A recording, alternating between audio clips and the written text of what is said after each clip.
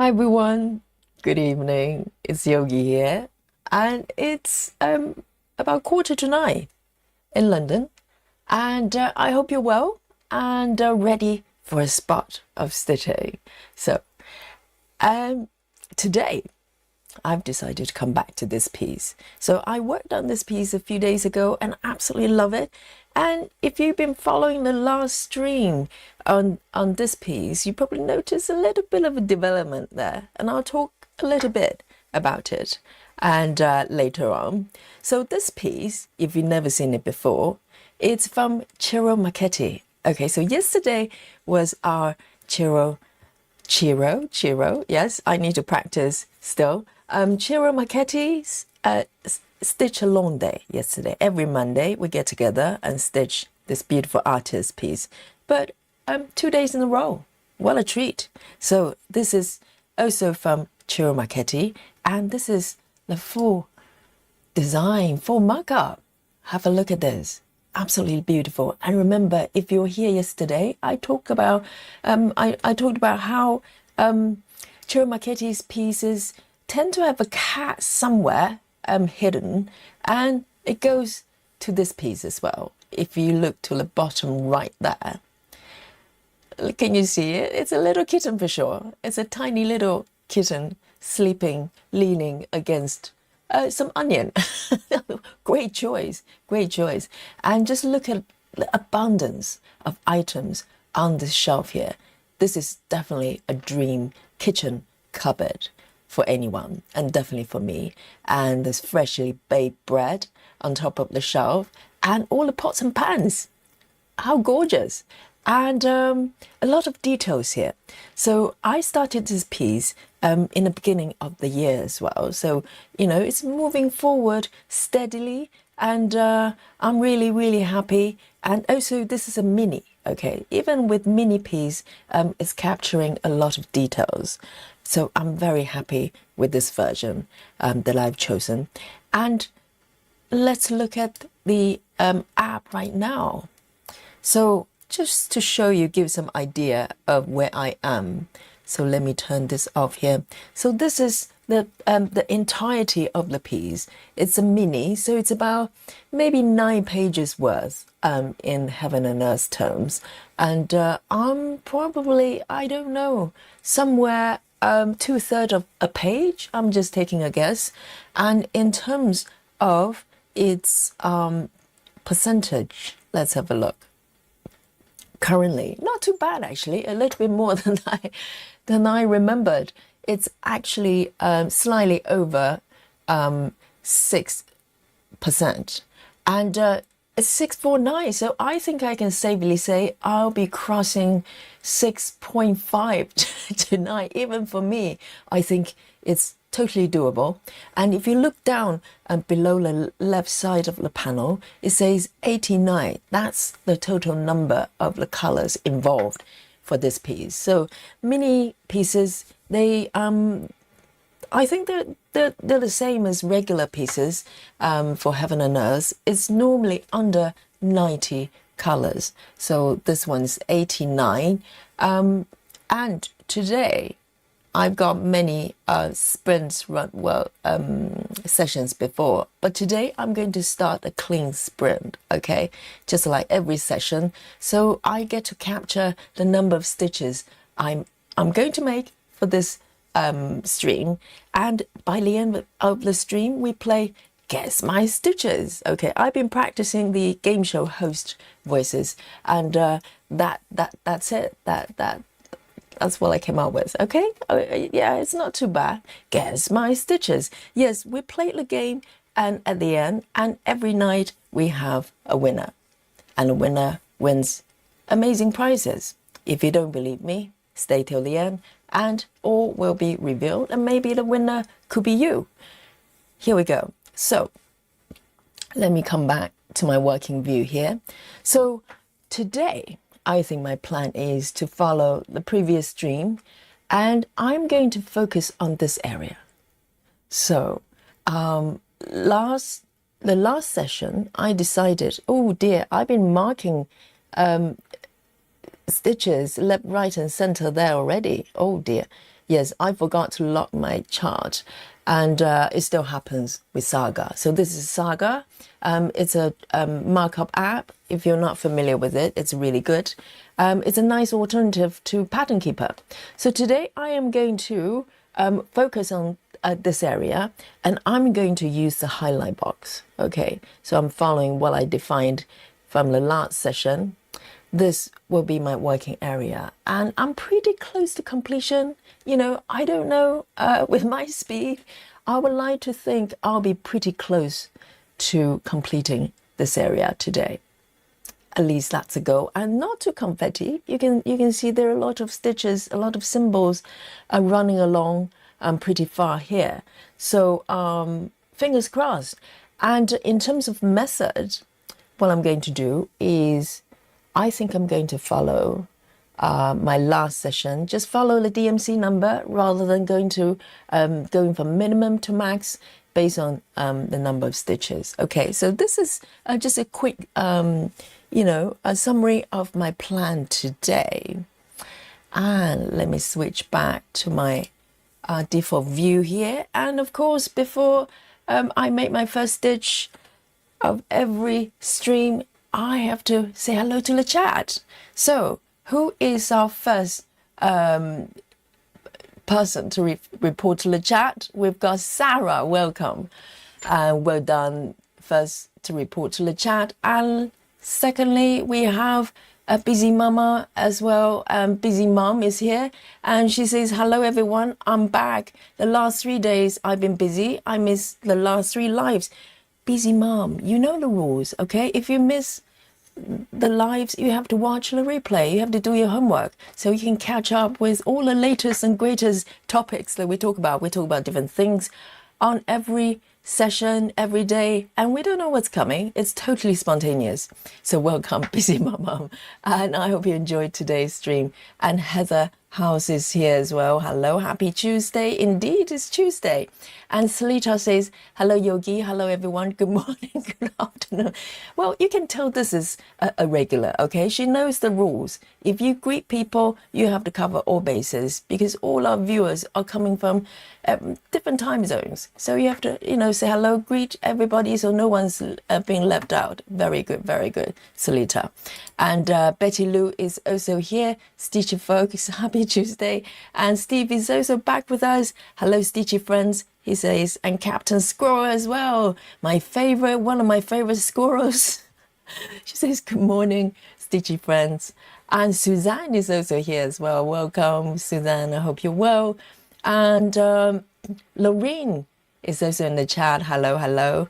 And Grace Houston says, hello, Yogi and everyone. And Susan Chamberlain is also here back with me. Hello, Susan. Welcome. Susan is in the UK as well. And is it Dolby Johnson? I'm still practicing the name. He says hello. And Six is also here. Rose, hello. Maddie Stitch. Maddie Stitch. And says, hi, Yogi, at home school co-op right now. I'll hop on when we get home. Definitely report to the chat when you get home, Maddie. And Vega from Japan is here as well. Welcome. And Im Pepping, hello. And Wendy is back with us. And Shana, Stephen, hello. And Kimberly is also here. Randy Bacon says hello. And Shard creates, makes a mistress. Hello, this is a name that needs to be shared. Shard creates Minnie and Mistress. Hello. Welcome to the chat. And Valerie Phillips says hello everyone. And Vadu is here. Vadu here as well in the chat. And wonderful. Thank you everyone for joining me tonight. And so with this piece, let me just zoom in a little bit. So last session, I followed the DMC number. So previously, with this type of stitching within the box, I tend to do minimum stitches of each color and go up at the end. So at the end, it's just one color. You can fly around. And that's really fun too. But today, I'm going to go for following DMC numbers, which is kind of a sort of a lottery system. You don't know what's coming up, how many stitches are going to be involved each time. So it's a bit of a surprise. It's all about fun. And each day I tend to go for a different way of stitching to change things up. And currently I'm really enjoying the randomness of this way of stitching. And you can see it's taking shape, isn't it? So I'm actually on the red jar there to the right. If I turn it off, if I go to this view here, can you see that? It's a little jar there and with a pot of pink flowers. Absolutely gorgeous. I have no idea what kind of flowers that is, but it's beautiful. It's an indoor plant. So I don't think it is sakura. I don't think it's a cherry blossom. There's some sort of pink flower there. So it's really, really pretty. And I'm really looking forward to completing this area or close to it. Okay, so let me have a look. Let me just turn this thing over to marking. And so I might be marking as I go if there are too many stitches. Otherwise, I'll hit a bucket. So I'll leave the toolbar open for now. And guys, let me know what you're working on with me today. So today I've got a bit of coffee as usual after I came back from work. And in terms of tea, I'm having this one again. So this is ginseng, matcha green, and I've run out of peppermint. I need to top it up, but I'm happy with this one. Really, really nice. Let me have a look there.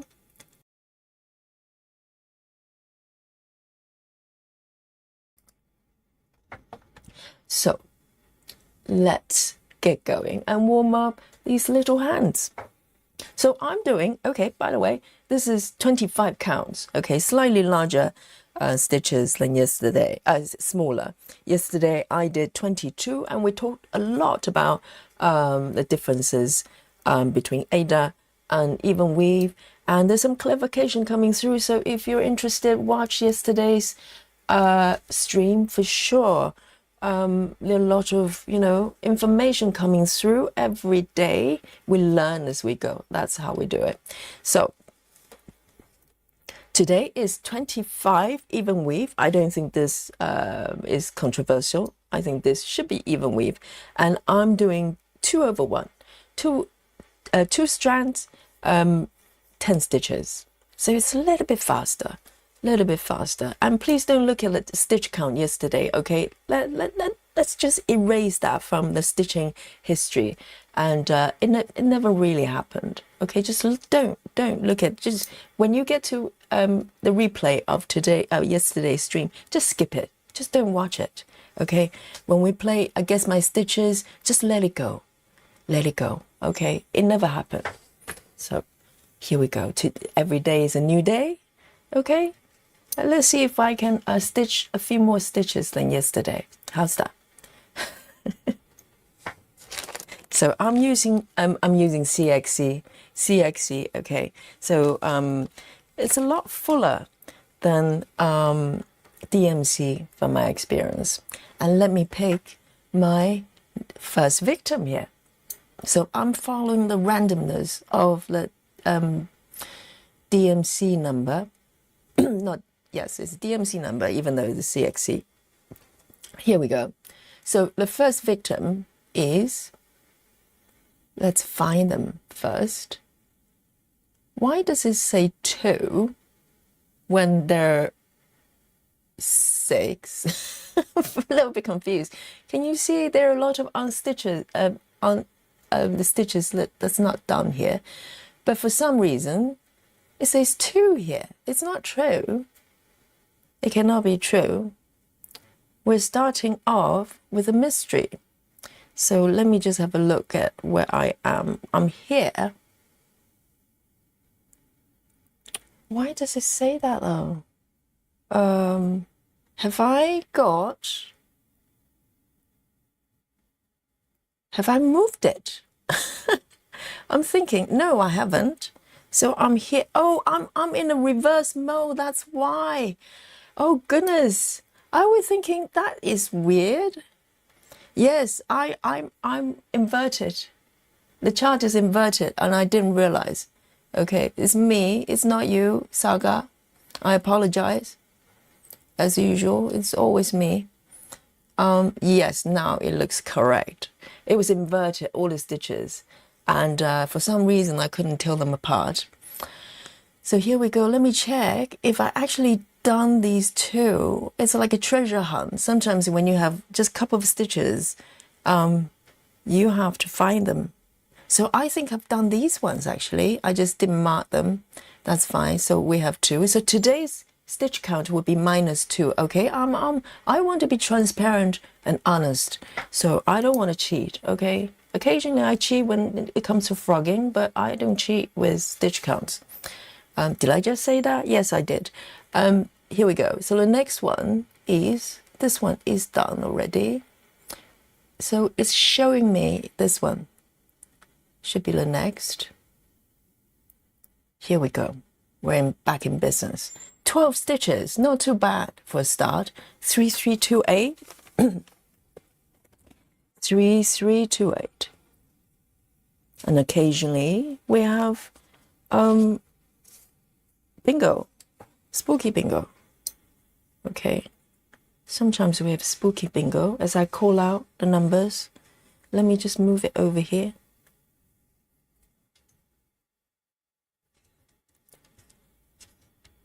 And here we go.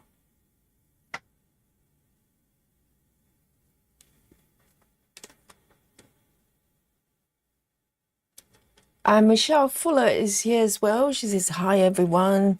Beautiful. And Susan is doing Jan Lin Lighthouse drinking coffee. Very good. I've got coffee as well, Susan. I know, we're two naughty coffee drinker late in the evening in the UK. That's how we roll, okay? Here we go. I think I found my spot. So I'm going to start with a boomerang. So those of you who don't know, not familiar with the boomerang stitch, learn it.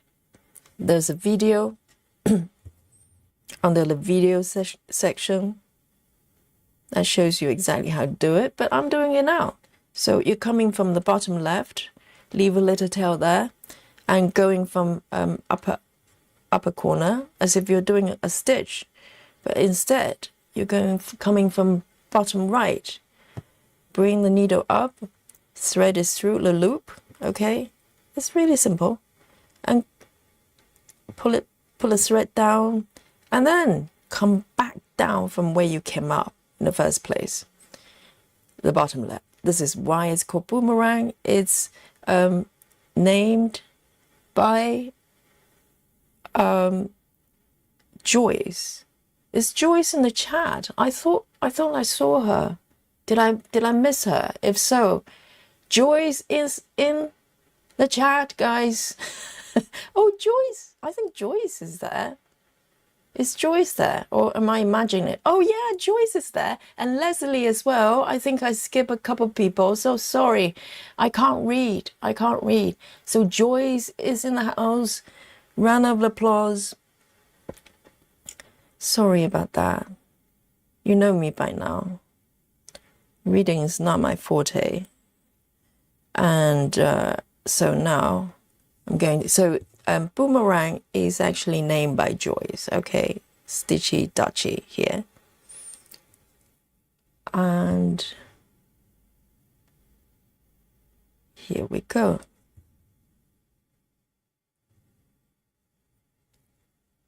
If I haven't say hello to you, it's me, it's not you, I'll give me a little wave if I missed you, or I'll just try to go back and look through the chat and make sure I find you. Here we go. I love the way it stitches on 25 counts, 2/1. I need to do more of this. I absolutely love it. And I think it's probably the CXC as well. It just feels really satisfying when you stitch. You know, I love CXC actually. Here we go. There's one more stitch here. Let me see. Have I missed anything here? So I've got 12 stitches. And yes, I've got one loose stitch there. So I'll need to unlock it, mark as I go so I don't get confused. And I'm going to end it with a boomerang as well. So boomerang is a really, really useful technique for starting and ending. And you can also apply it to 4 stitches as well. It's very flexible, very diverse. And let me cut this bit off. And I'll probably introduce a new thread because there are a few more stitches happening here. So let me have a look. So it's 3328, 3328.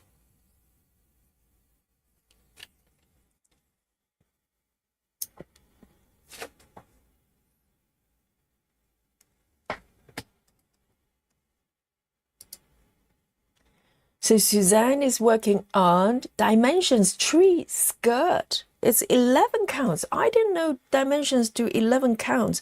I love dimensions kits. That's how I started. That's how I learned cross stitching pretty much.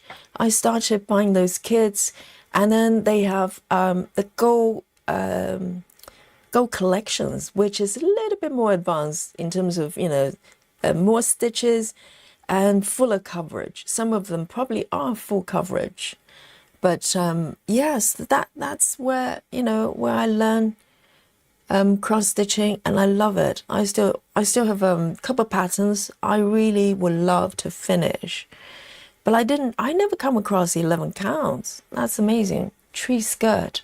So welcome, Shana. And Suzanne is working on Santa, the Christmas piece.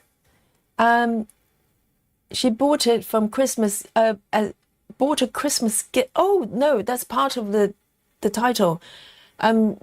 Suzanne is working on Santa bought a Christmas gift, very festive.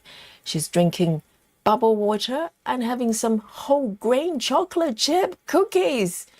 Oh, how dare you, Suzanne? How dare you? That sounds so tempting. And also posted a bit of a weaving lesson on the Facebook group. Yes, Suzanne is a weaving teacher, so she's expert on threads and fabric alike. So excellent. I'll definitely have a look at the post. I love to learn. Thank you, Susan. And Sarah is working on Monarch today and drinking cold coffee. Excellent choice. Excellent choice. And oh, Shard creates says you can call me Shard. That's better. That's better because Shard creates Minnie and Mistress. Thank you for your consideration, Shard. It is. And she says I'm stitching on Haunted House by Donna Gelsinger. 25 counts 1/1 using CXC. My go-to Floss now. Yes, I love CXC 1/1 as well. Definitely. It just feels something about the feedback of the stitching. It feels good. And the feedback, the stitching experience is just as important as the look and feel afterwards, right? If you don't enjoy the stitching part, you're not going to enjoy anything else. So let me end this one. So this color is slightly all over the place. So I've got 2 here, but I've got 1 more in a different location. So I'm going to end it. So when it comes to so many stitches involved, I try not to carry over my thread too much, because by now majority of the areas are stitched. And so I generally don't take my thread over stitch area as much as I can. So I rather end it. And it's really easy with Boomerang, you know, if you're doing half stitches or even one as well, or even full stitches, you can just easily apply the stitch and you can move on. So one stitch here. I'm doing well, aren't I, guys? I'm warming up, but I probably have completed already more stitches than yesterday's entire session. Wouldn't you agree? Wouldn't you agree? 3328, 3328. Let me pop this needle back here. Let me have a look.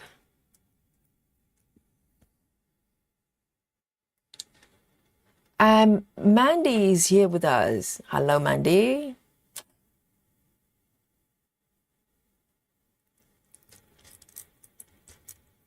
Here we go. Let me go for the next one. Oh, the next one is only one stitch. Oh no, this one's done. No, I'm getting confused. Here we go. And why is it not following the stitches? I wonder.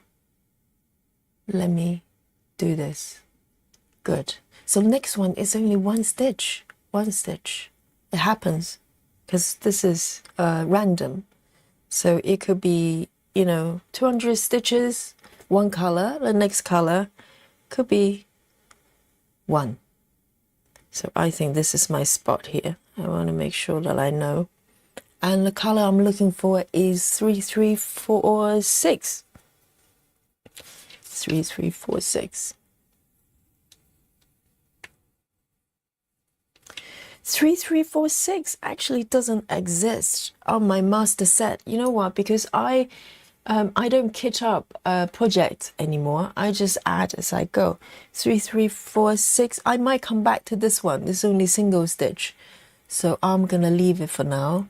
And I'll come back and top it up later, a little bit later, because I'm warming up. I want to, you know, flow with it for now. And I'll come back. 3350. The next one. 3350. I do have, yes. And I've only have 3 stitches, so I'm going to take just one strap.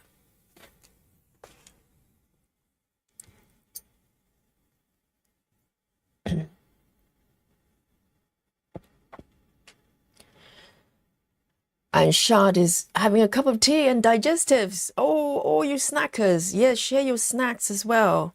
I've got some chocolate here. And I might have a little nipple on my chocolate as well. I'm very tempted. I'm easily influenced when it comes to snacks. So we've got 3 stitches. Quite close together, luckily. So let me find the right spot here. I don't want to start from the wrong foot. And then it's all disastrous there. So it's that one, isn't it?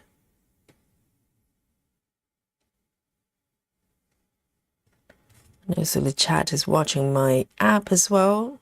If I make the wrong move, I'm, you know, I get alarms everywhere in the chat, and I don't want that to happen.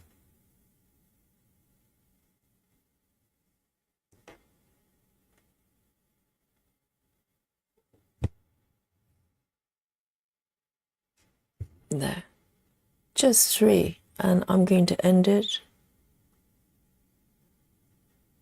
I'm just really excited about this red jar. It's taking shape. Very drawn to the red jar.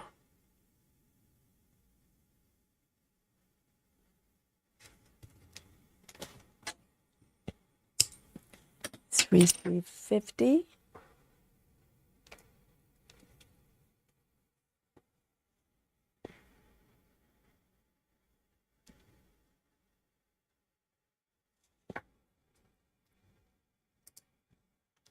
Yes, Joyce is here. She says, I'm here working on dry flowers and drinking wet. But rebush, is it rebush, right? Rebush and orange. Yes. I had to Google rebush when I first learned about the tea. I was saying, how the hell do you pronounce it?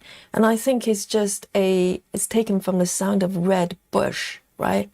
Red bush, and it's South African plant. So I love herbal tea. And River is here as well. Hello, hello. River says, oh, my favorite piece of today. Hi, Yogi, everyone. Gotta have dinner in a minute. We'll be back. We'll see you later after your belly is full. And Captain Squirrel is working on Mini Kalisa. Mini Kalisa by Margaret Morales. It's a hay chart and drinking coffee. Very nice. Very nice. I'd love to know what you're working on. And this one is done. Easy peasy. And the next one is not flowing through by counts. Oh, that's why, because I haven't got auto turned on. That's why. I know what it is. By number. That's why it's not doing it.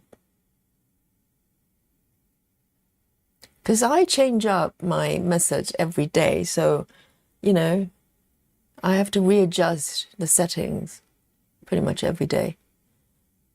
It's fun, no doubt. Oh my goodness. Can you see it? I jumped from 3 stitches to 156. I ask you, this is the surprise element of this way of stitching. I'm happy actually, I'm ready. 3371. It's a very dark color. 3371. You just don't know what's coming. 3371. It's a dark brown, very dark brown. So I am going to take actually 2 strands. These are long already because normally I fold them in half to do double strand. But as we have 156 stitches involved, I'm going to take 2 strands, 4 strands, so it's double the length. Oh, nice. I'm ready.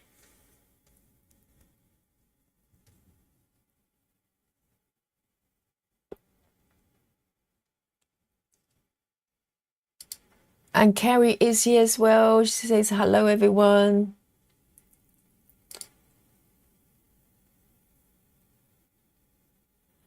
Carrie says, I think dimensions is the start of rabbit holes for a lot of people. A gateway drug. Yes, I think is dimensions UK based. I never quite found out. But it's very, very popular here. You can get them on Amazon, everywhere. And I just love their kits because they're so well made. And the threads are so beautiful. And I'm trying to think, do they come with, yes, the thread cards? I mean, everything just so nice about them. And absolutely, for years and years, I was stitching their kids, and still even now I'm doing a lot of full coverage hay stuff. I still go back from time to time to see if they've got something new that I like, and it's just full of, you know, really, really beautiful charts. And I have maybe 3 of them that I'll love to finish. I love to finish. All of them probably involve cats of some sort. And a cozy room, and that's what I love. So yes, absolutely. Dimensions is lovely.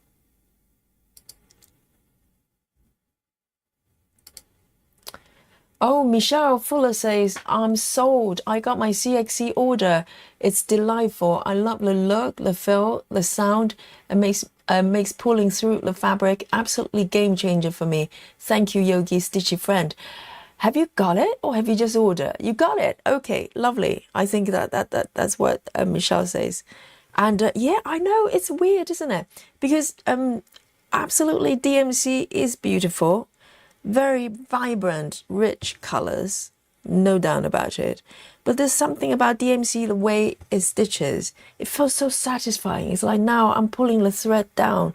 If the feedback is different from DMC, DMC may be too smooth, if you know what I mean.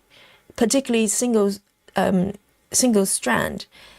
I need a little bit more when I stitch. I need that feedback from the fabric, the thread, and I think CXC kind of does that for me. Even single strand, it just feels, I don't know, I can't explain. It feels good. So there you go. I'm glad you got your order.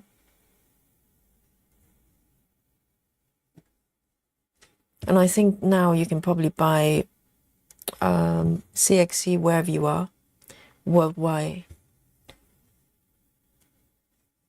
It's a personal preference thing, but, you know, I'm not buying into the idea that DMC is be all and end all. There are many other different brands out there. And find the ones you like. And obviously, the quality of the threads have to be up to a certain standard, you know. And the weird thing is CXC is not even 100% cotton.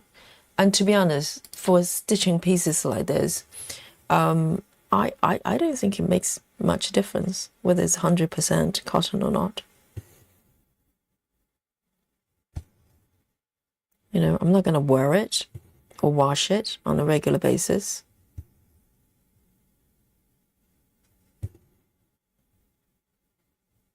Oh, I'm flying, guys. I'm flying.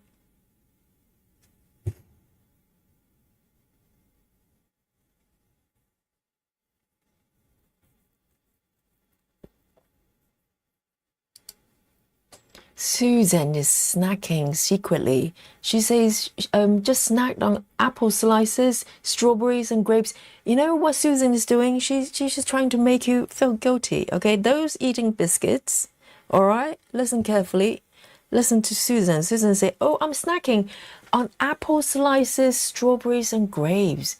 I can almost see you lying on the couch sideways and have a big bowl of fruits and having maybe your servants kind of feeding grapes in your mouth, and as you're stroking a white cat. I can see it, Susan.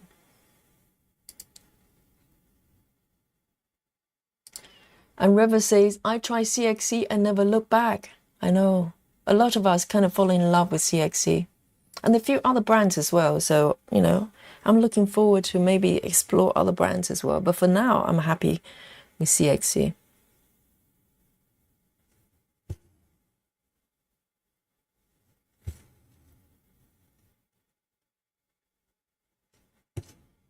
Another thing I talk about with DMC as well, even though the colors are so vibrant and beautiful, a lot of them just come across shiny unnecessarily. And for some pieces, it might be nice to have that effect, but a lot of pieces, you know, you just want that earthy tone. Then I'm annoyed by the shininess. It's just not necessary.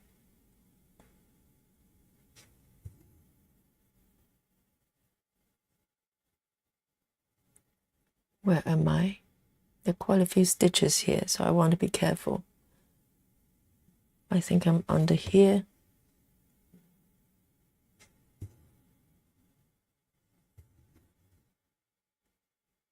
I think all these stitches, the whole area here is unstitched, is all the same color. So it gives me a lot more freedom to just stitch them all. It feels so good, stitching.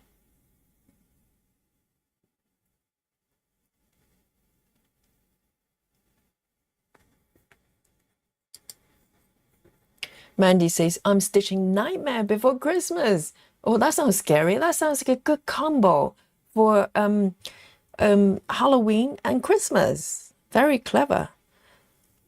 Nightmare Before Christmas, full coverage and drinking coffee. I'd love to see it. Need to post it on our group.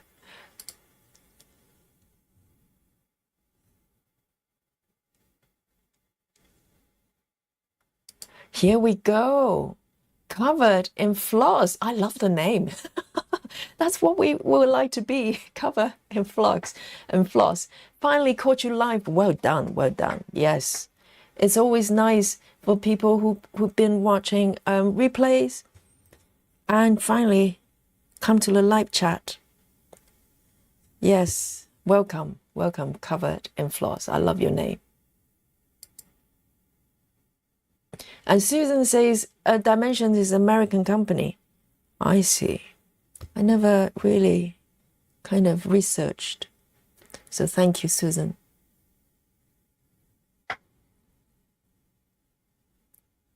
I'm down here.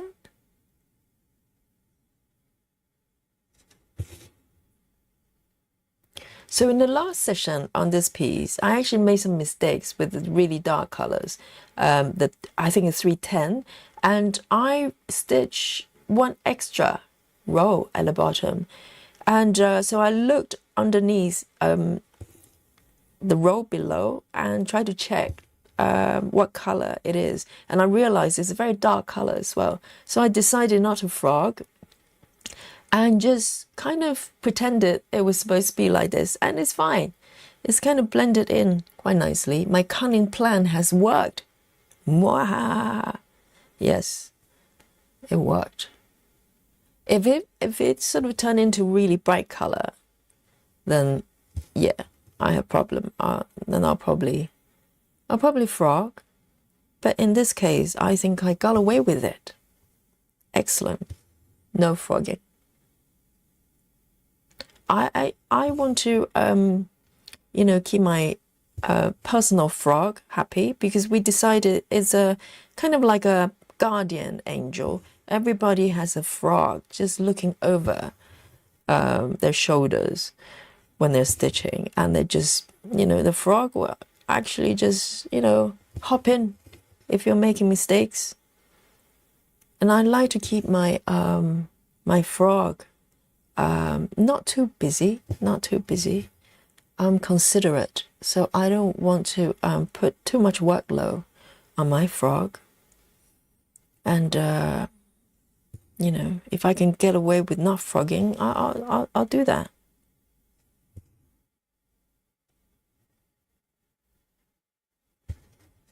This feels nice.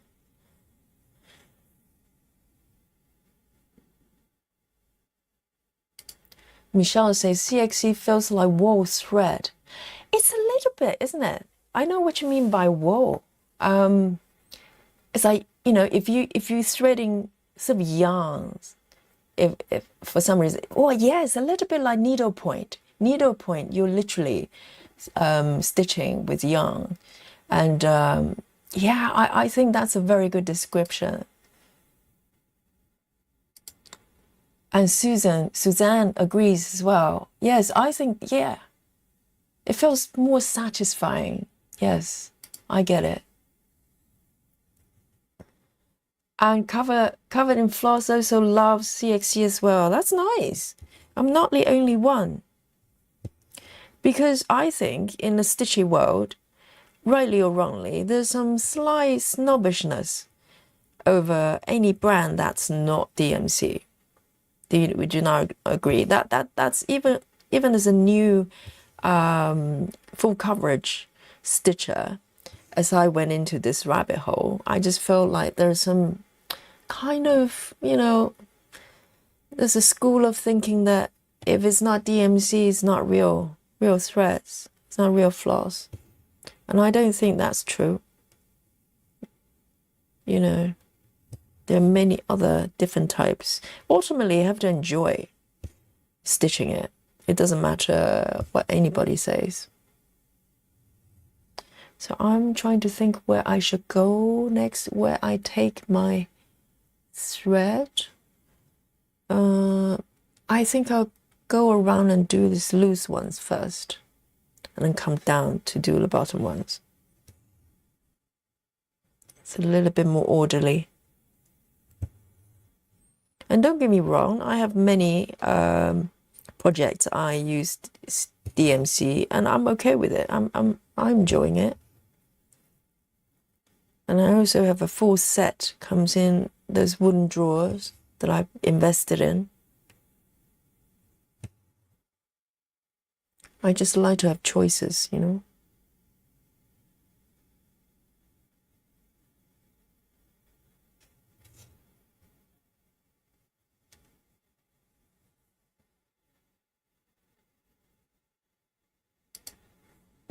Suzanne says, I'm using it, as in CXC, on 32 count right now, and is where I wouldn't have used for a long time. Are you stitching 32 count? As in 1/1? Wow. Because Suzanne's go-to is like 22 counts or something. That's very nice. I'd love to try 32. Let me just open my tea here. It's in the flask. It's still nice and hot. And this is what I'm drinking, in case you didn't catch it. It's Puka Ginseng Matcha. No affiliation. I just like to show what I'm drinking. So maybe you can find a tea as well. You can try it for yourself. Very nice.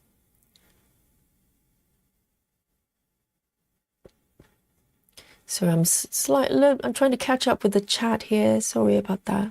I probably missed a few comments there. So sorry. I'll try to go back from time to time and find comments I missed.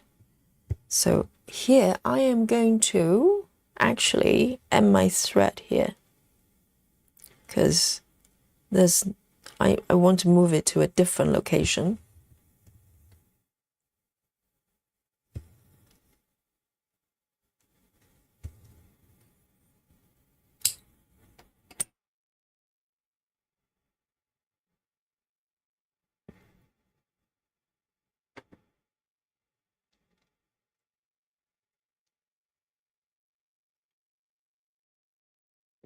Susan says, you see me as a Bond villain. Yes, Susan, I can totally see you as a villain.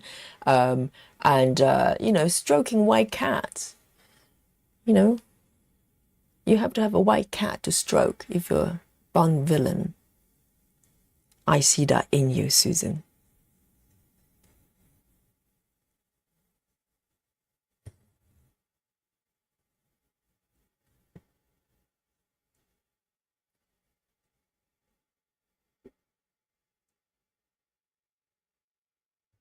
So this one, I'm going to just stitch over it.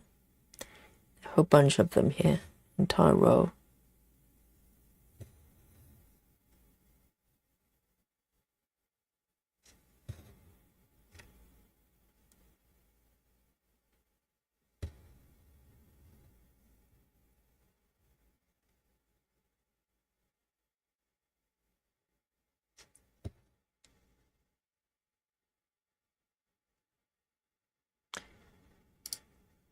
And Sarah says, frog over our shoulder, watching over our stitches. Like fairy frog mother. Yes, yes. The only difference is they're trying to catch you when you make mistakes. That's the only difference. Otherwise, yeah, how nice. We have our personal frog. I think that's that's our conclusion. Because we're wondering, do we just have one frog for everyone, or individual frogs?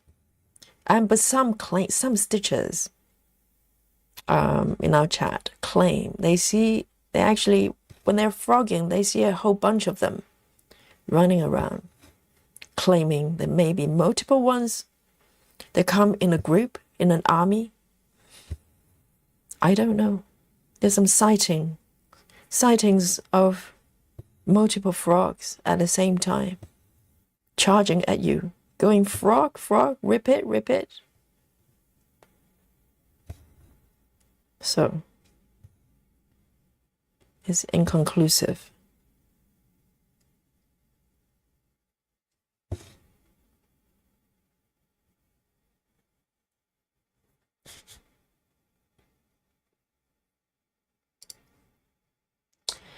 Leslie says your 310 enhanced design feature looks really good. I know. It's an extra 310, extra row of 310 here. I know, Leslie. I'm glad you appreciate it. Not many people do, you know.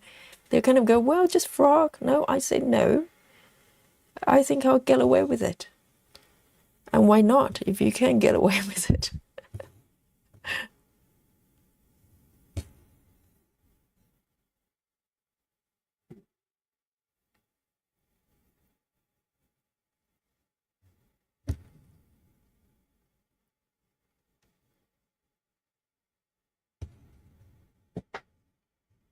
Oh, Suzanne says it's 2/2. Okay, so it's actually 16. Oh, I remember you said that. Yes, so it's double the stitch size. That's fair.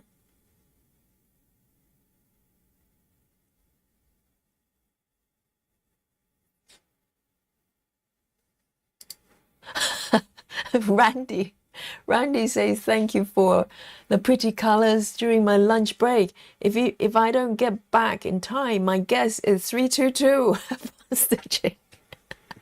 The magic number. Everyone, please note it down. 322 from Randy.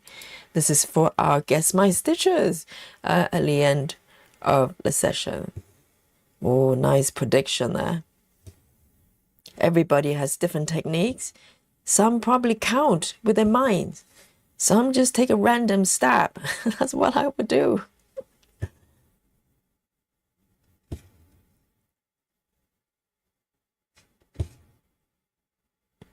But today, I'm going to right the wrong from yesterday.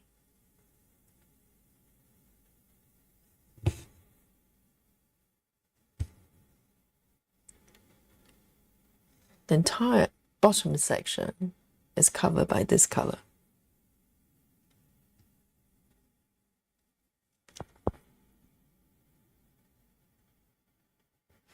Suzanne says, I bought some chai matcha tea yesterday.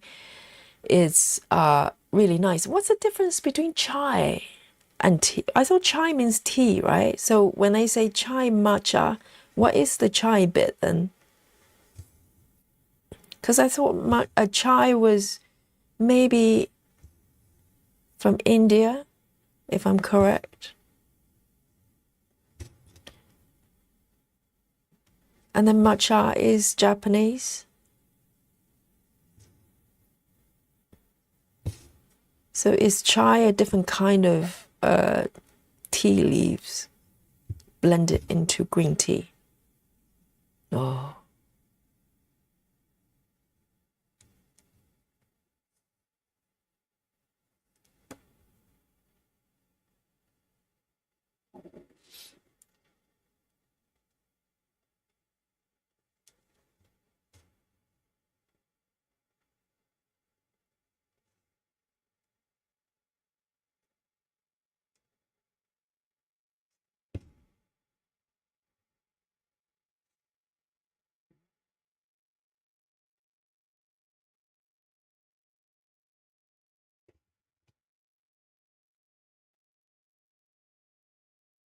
Oh, I see. Suzanne says chai in this case is a spice mix.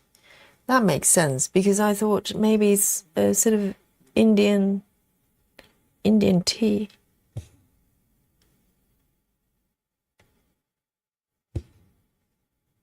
Have you seen those videos of the tea houses in India where the tea masters make their milk tea? They literally just pour the teacups up, and then just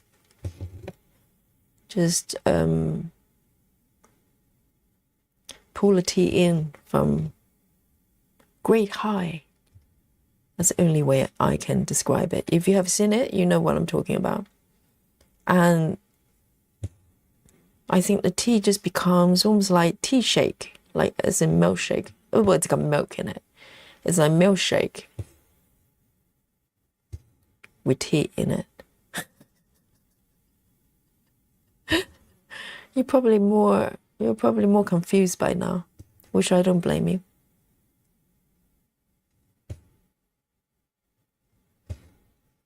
It's fascinating.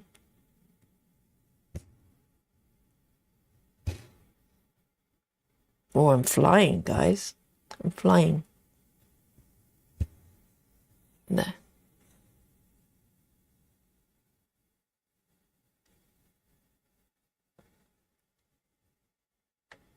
Here.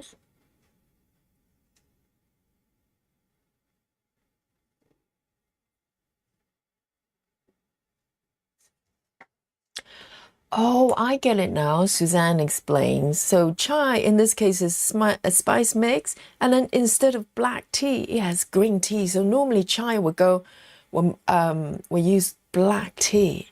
That makes a lot of sense. That makes a lot of sense. That's interesting.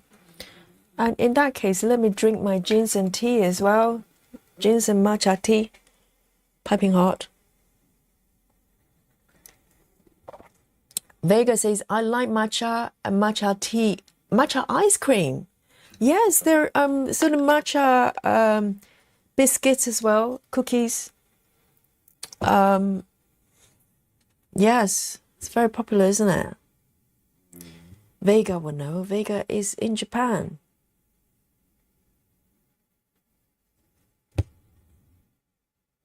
Matcha ice cream.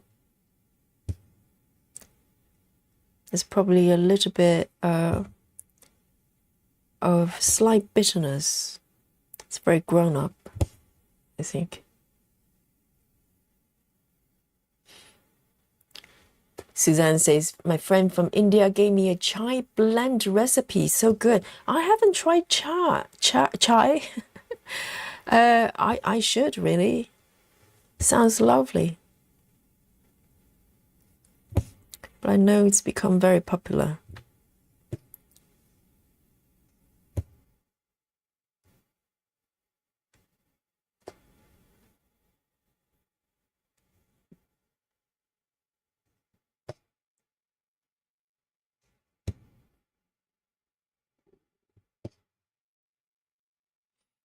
And I don't put milk in any of my tea.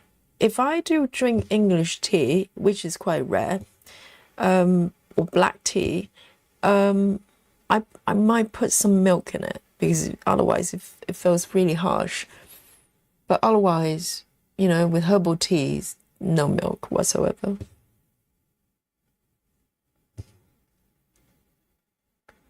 I'm just hopping over here.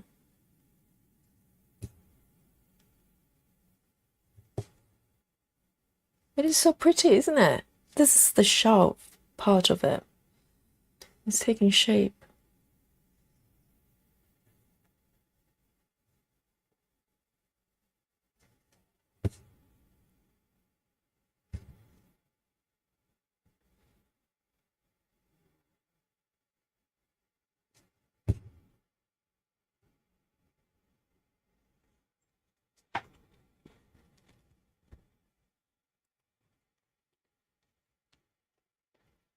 Suzanne says, I quite like weak black tea without milk.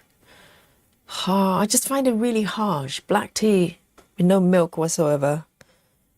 So I normally would put a little bit of almond milk if I do drink it.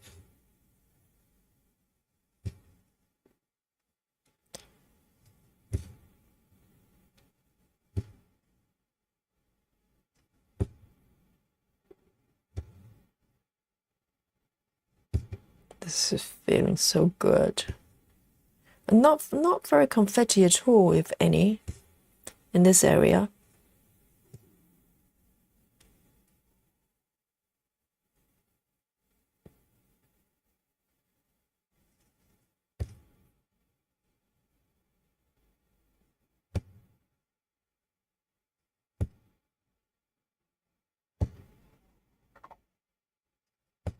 The last one I'm going to end my threads getting a little bit short as well.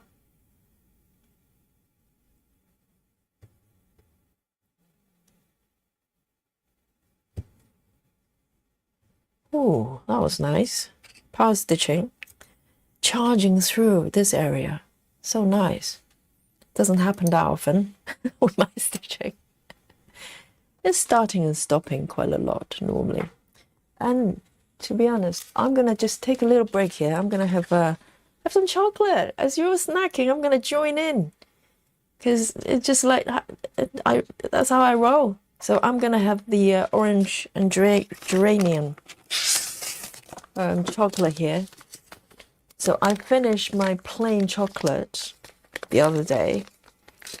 Let me just cut this bit a little bit. And this is lovely though. Chocolate and orange really works together. Cheers. Try not to put it on, have chocolate on my fabric. So I came back probably about 6-ish. I haven't eaten. I wasn't feeling hungry. But now I can feel a little bit of peckish creeping through. And chocolate just hits a spot. Right. Power snacks. Power stitching.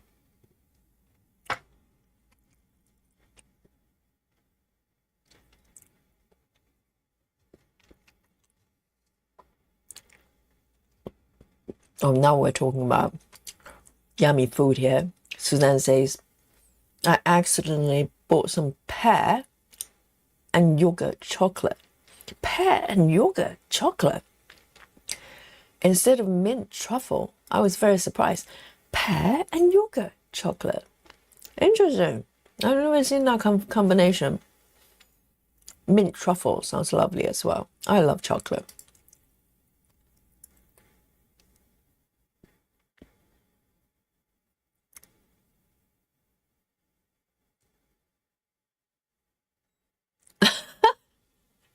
Salita. Oh, Salita's trying to cause troubles here. Salita says, well, Stitches, I think we have found a perfect pattern for our yogi. It's on Etsy by Imagine Cuties. A yoga frog? Yoga frog? Maybe a small stitch along. How will we call the sow then? Yogi Frog. I wonder what that looks like. Yogi Frog. I'm not a frog. I'm more like a cat, okay? Yogi Cat.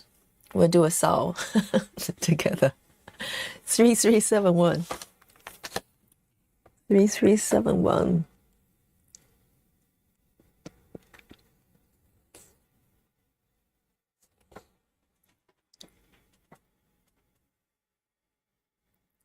Suzanne says pear flavoring is really common here in Sweden. Oh, really? Pear? Do they grow a lot of pear there?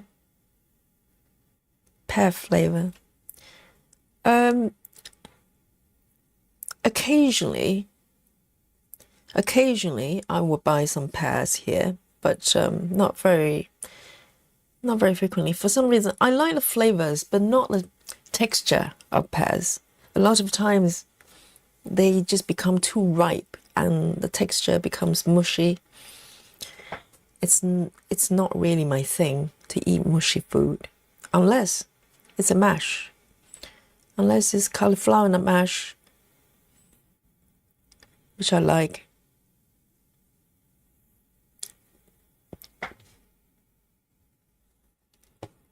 But I don't like mushy fruits. You know, some apples, certain type of apples, they become mushy. The texture is very kind of not very crunchy. I don't like that.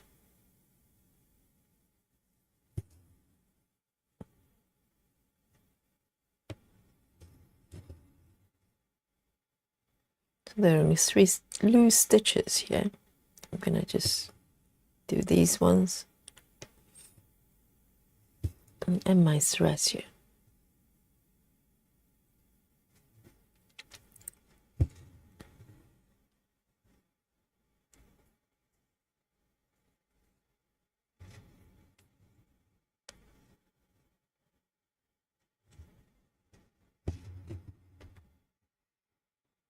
Oh, what's happening here?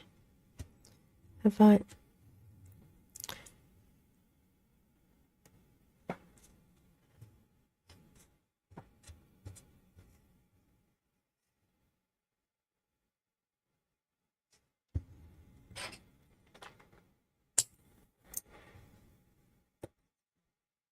That's lovely.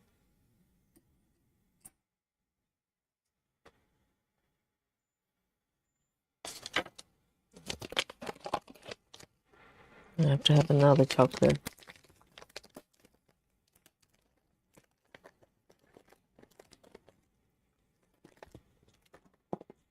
Oh no, guys. Don't encourage Salita. You know, we don't need frogs in anywhere on this channel.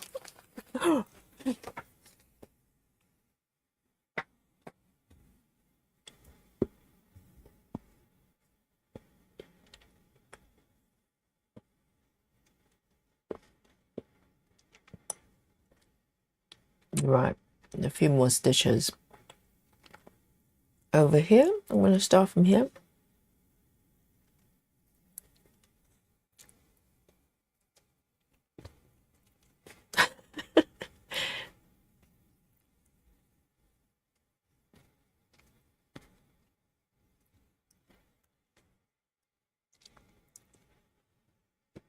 Yogi Frog.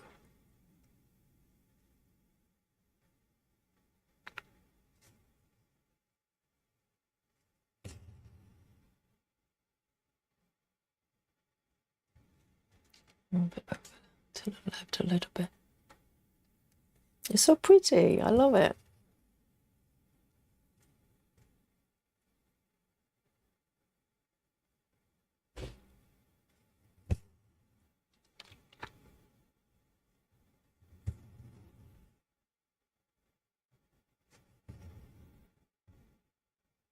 If there are multiple stitches, you know, if I start a thread and then multiple stitches in a row, for instance, I just don't do any, I just stitch over the thread underneath. I don't do any kind of starting method.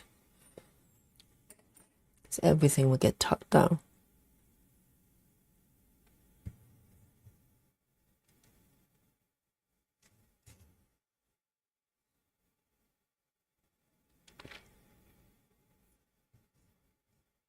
Oh no, guys, we don't need frogs, okay? We don't need frogs in our universe. Not in a stitchy universe.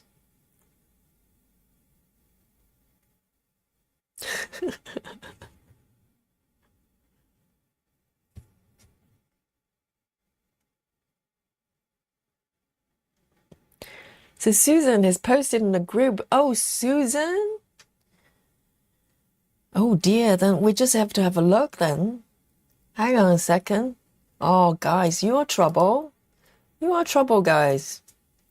And maybe, oh, let's have a look. This is hilarious. Let's have a look. Okay. Oh my God.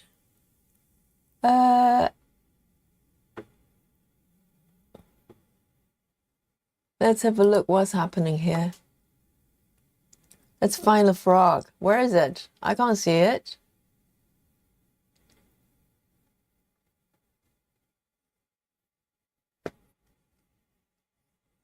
I can't see the frog though. Which one? I can't see it being posted on the Facebook.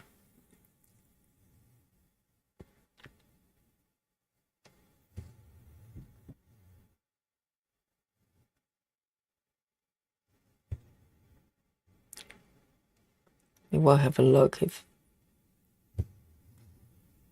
it's posted.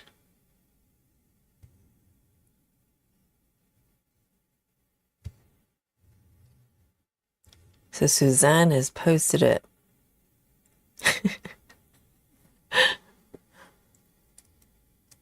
Okay, let me refresh.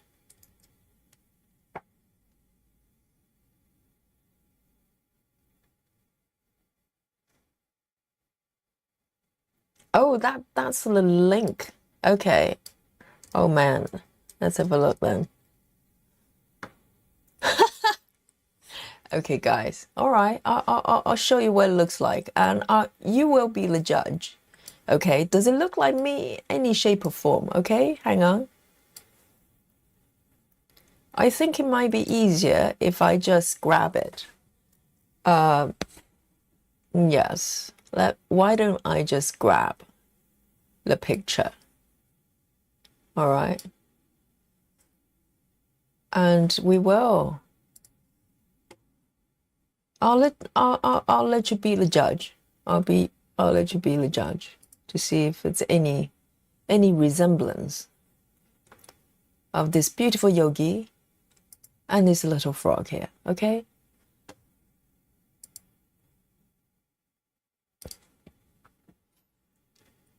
Not that one. I'm going to create the image so you can have a look yourself.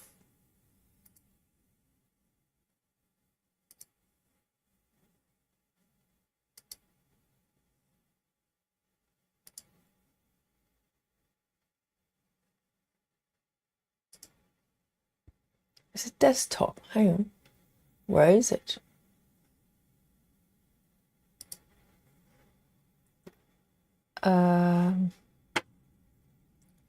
Let me try to find it. All right, it's on my desktop.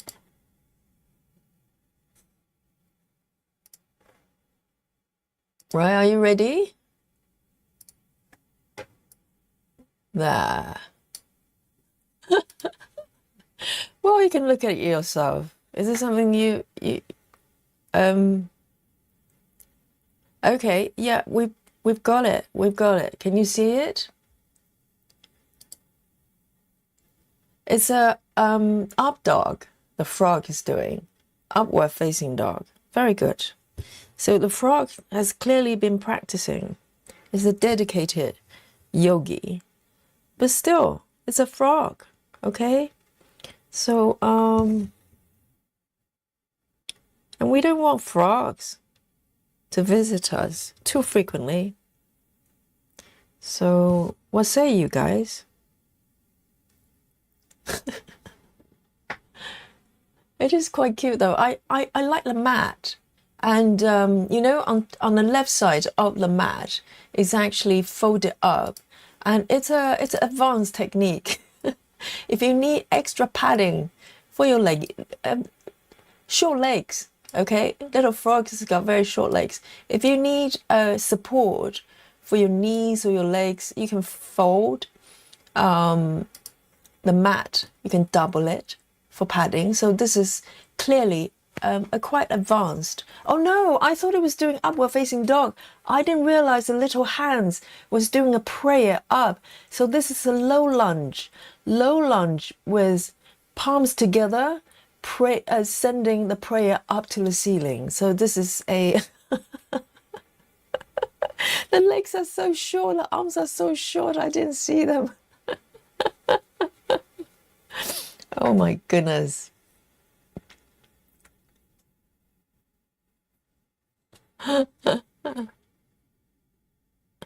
Yes. Everyday Creator says the frogs are lounging on their lily pad. Do not disturb them, please. Yes. Yeah, it's a proper, well, I say the posture is pretty good. It's pretty good. The left knee is on top of the left, well, not quite left ankle. So the left knee is shooting forward a little bit. I might need to sort of give it a slight adjustments there. And the right knee, the right leg is flat on the mat because the legs are so short. Okay, but the drishti gazing up is absolutely perfect with and following the prayer. So this frog knows what it's doing. Very nice, very nice. So thank you guys. Thank you for the recommendation, and now you can erase it from your memory. No frogs in our universe. But I'm glad that there's at least one frog out there practicing yoga properly. Okay, the posture is everything. You don't want to get injured.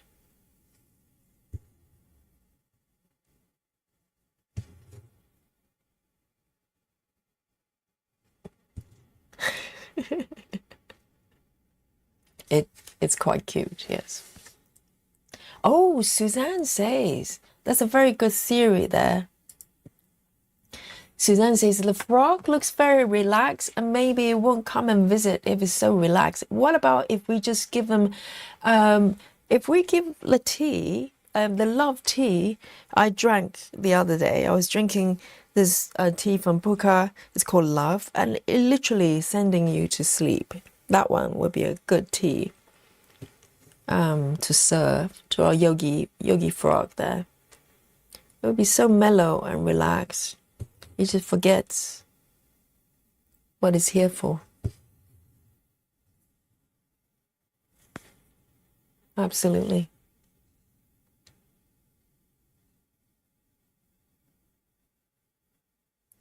And this one as well. I am going to end my thread here.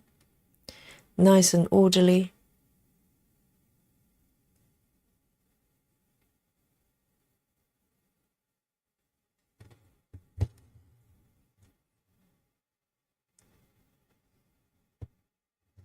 Boomerang ending.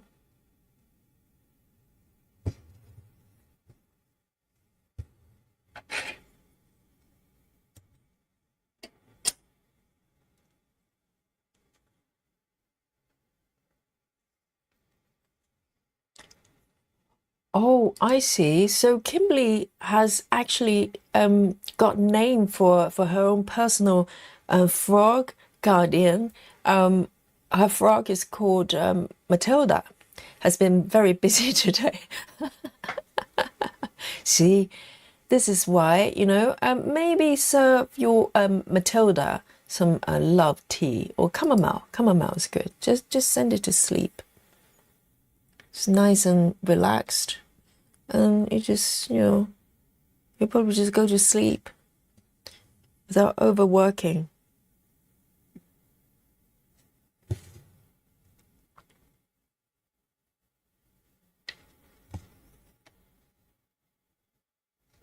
The coverage is really nice.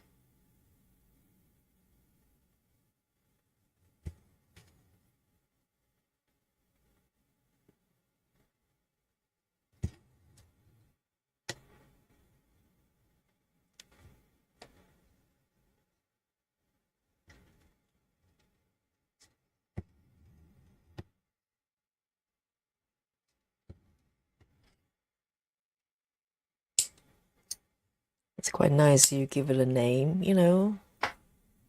Maybe you become a little bit more friendly. Rather than trying to catch you off guard.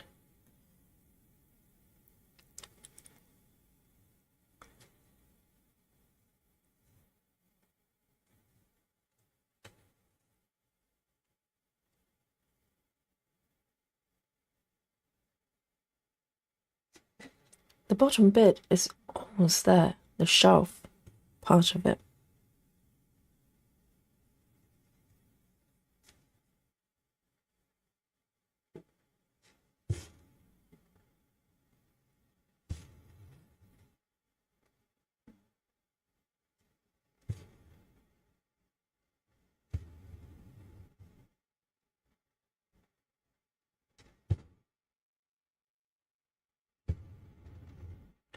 Let me double check my chart here, making sure that I'm not stitching somewhere that I'm not supposed to. Let me double check. I think we're good here.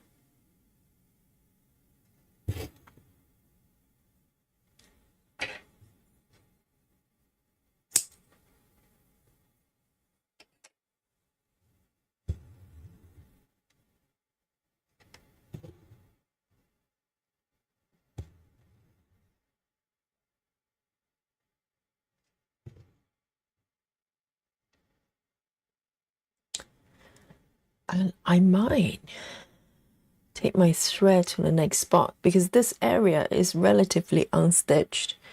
So I think I might be able to get away with it. But,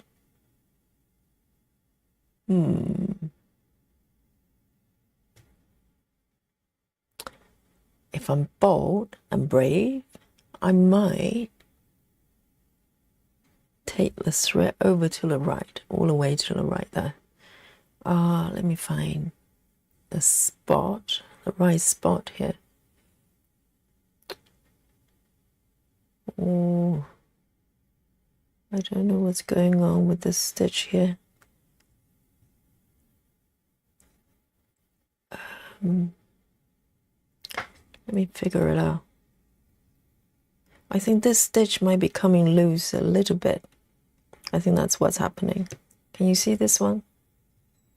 It's there, but it's not very secure. So I think I'm going to take it off. Occasionally, very occasionally it happens. The stitch kind of popping out of the fabric, but it doesn't happen that frequently.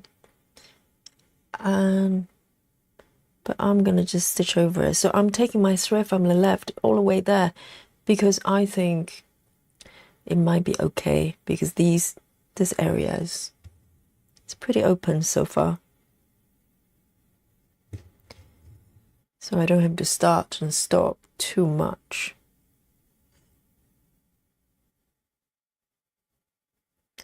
And I think I'm getting better at reading 10 stitches because previously when I first started, cross country with it, I was so lost because all the stitches looks like, just a slash. But now I think I can interpret it a little bit better.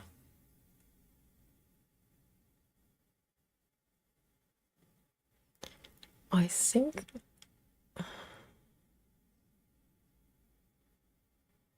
it's over here.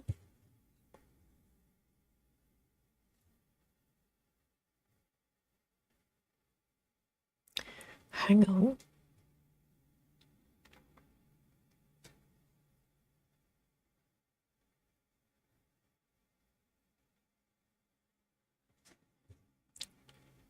There's one stitch over here. It's getting a little bit tricky because there's so many stitches everywhere.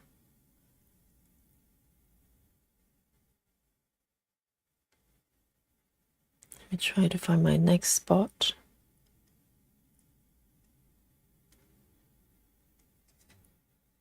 I think it's over here.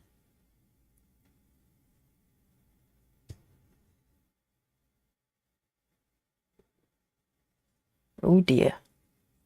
It's getting a little bit tricky. I think, okay, I'm going to be a little bit bold here. I'm going to take my thread over. Normally I wouldn't because it's more than maybe 3 stitches, but I really think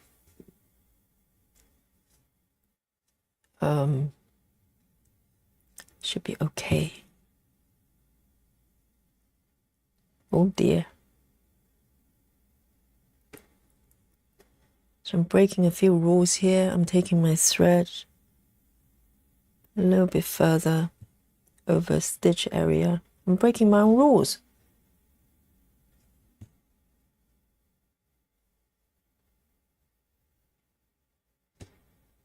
I think you'll be okay. It will be fine. Because there are too many points that you have to start and stop.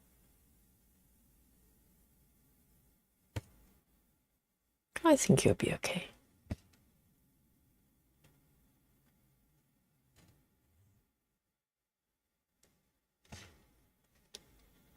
There.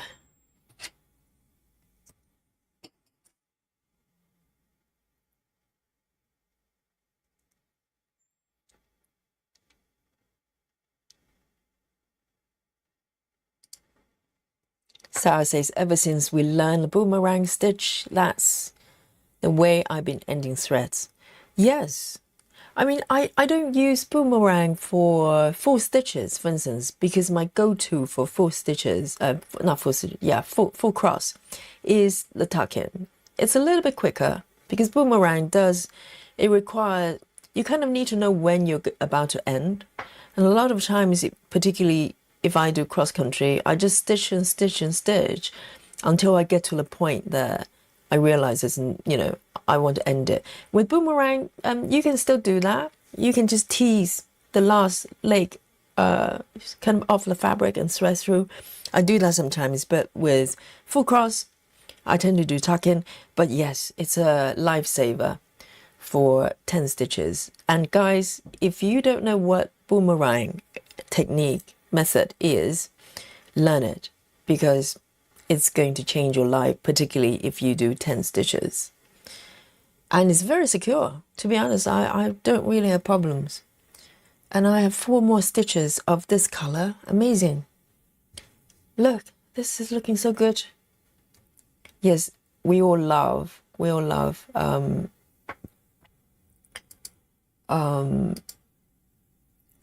Boomerang. Love a little bit of Boomerang. Oh, hello. We've got a new joiner here. And Maria says, hi, Yogi. First time catching your live video. It's live stream. It's not video. I'm not AI. I'm actually moving real time. I'm responding to you. It's not video. It's a live stream. Don't listen to the rumors. And, oh, and Maria is from the UK as well. Just call me Mario. Mario. I thought Mario is a male name, no? Yes, Mario it is. Oh, is it Maria? Maybe it's auto correction. Let me know. I'm happy to call you Mario, No problem at all. Welcome, Maria. This is so pretty. 3371. 3371. I've got 3 more stitches, 4 more stitches. I can't believe I've just done over 100, 150 of this color. Amazing.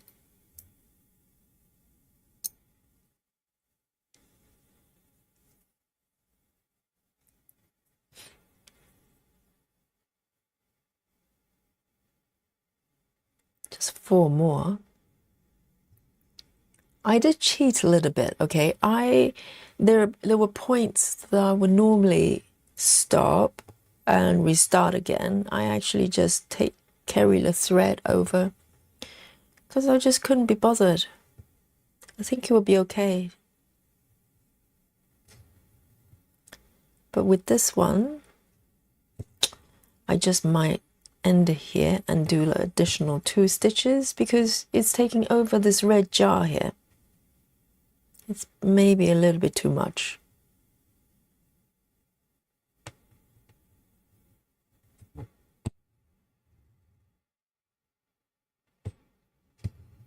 And also, as I said, there is a clip on the video section that shows you how to do the boomerang. So definitely, it's worth learning.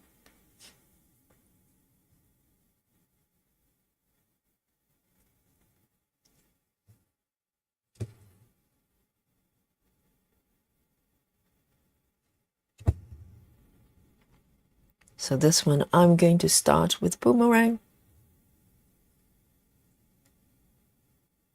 And it's so quick as well. And also, when we first learned about it from Natalia, she imported this method to us. In theory, if you listen to the description of it, you probably wouldn't believe that it will be nice and secure, because literally you just tuck the thread back in down the corner that you're coming up. But for some reason, it just works. It just works. So the only way to find out is to try it.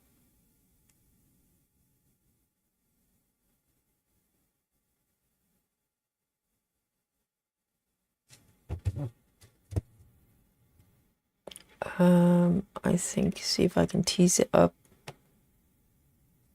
Occasionally I have to do this because I forget that I'm actually ending here.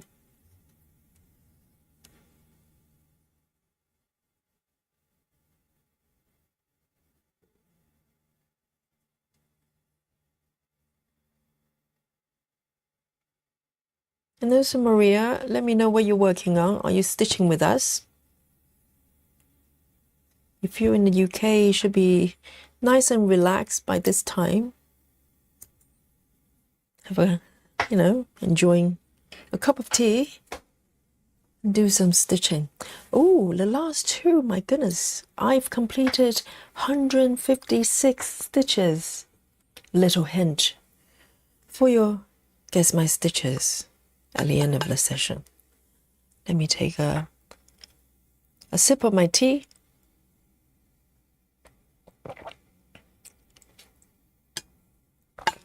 It's so pretty. It's gorgeous. There. Oh, I wonder what is waiting for me for the next stitch. How many stitches are involved? Hit the button. 90! My goodness. 90. But it's a lovely pink. Oh, I love it. I live for pink colors when it comes to stitching. Or red. I love red and pink. Hello, Dolly. I think this may be Dolly time. Hello. Hello, babe. How are you? Oh, no, not belly again. Don't show me your belly. It's too tempting. Too tempting. Oh, I have to give you a belly rub. Babe. Babe, this is not the right way to get attention, okay? It's too much. You just flash the belly on me. Hey, baby. Is it good? Is it good? A little chin rub as well. A little chin rub. It comes with a package. Hello, babe. Oh, you've got the best belly for cats in the kitty world, okay? You're the winner of the best belly here. There you go. Better? Better? Good. Oh, that was a vigorous belly rub for Dolly there. Yes. Oh, the daily belly rub. It's like weight training. It's a lot of work. Yes, but that's the that's how we we promise each other. I give her a belly rub and the food, and she would just be here with me. It's like a bribe. Dolly time. I know.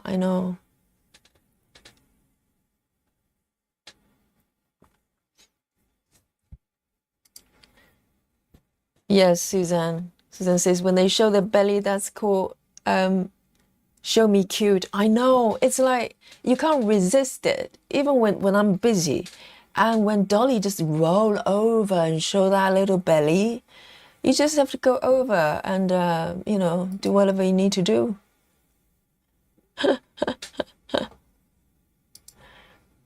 Hey, Dolly. Sarah says, hello, Dolly. There's a film. Isn't there a film, like really old film called Hello, Dolly? Now I know why. Maybe it's a film about Dolly. I can understand it. I know. Cats know what they're doing, you see. They win every time. We should just surrender. Just go, yeah, whatever. We'll do it your way. 3607. It's a beautiful pink. Oh, very nice. Very nice. 3607. Now she's happy.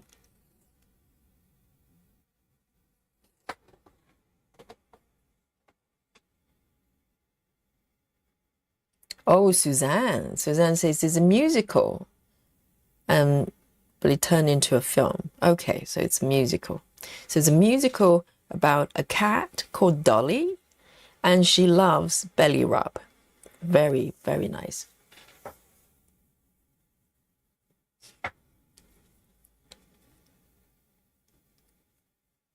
Great film about a cat.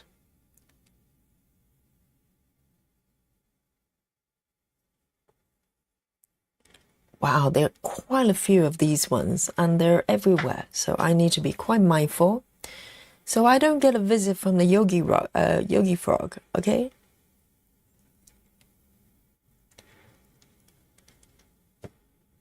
Maybe too far away.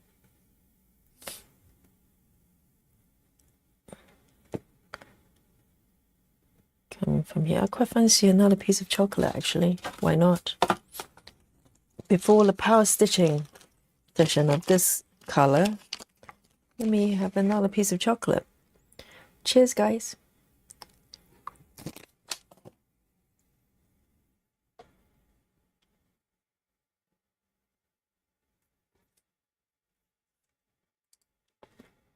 Kimberly says, I know I'm now going to the dark side and stitching monochromatic long dog sampler piece.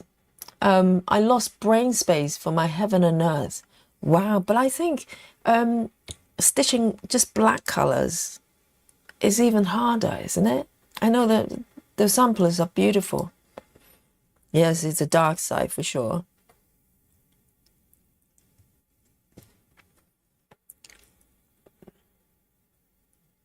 I do have a couple of patterns, samplers I've got from, it's a Manor House, which I love.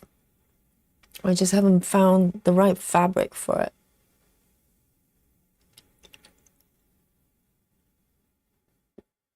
I need pretty large ones. What is going on here? 2.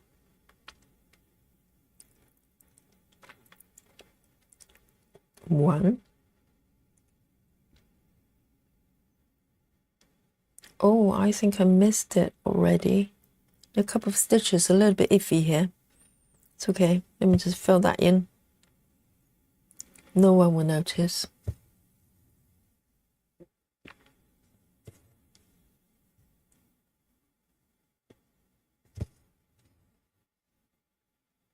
And here's another one.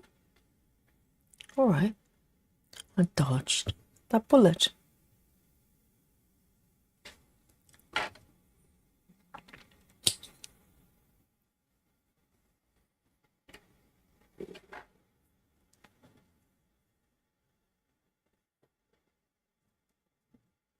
Suzanne is doing black right now. I don't mind it at all.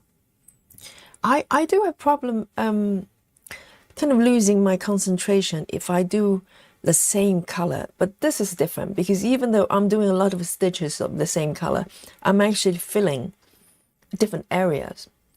So I'm okay with that. But if there are patterns calls for kind of blocks of the same color in the same area, I do lose my mind a little bit. I find it very hard to concentrate. I'm just not made for that. So, you know, confetti can be hard, but in some way, at least, you know, there's a bit more changes and varieties for my brain. My brain just cannot handle monotone of anything.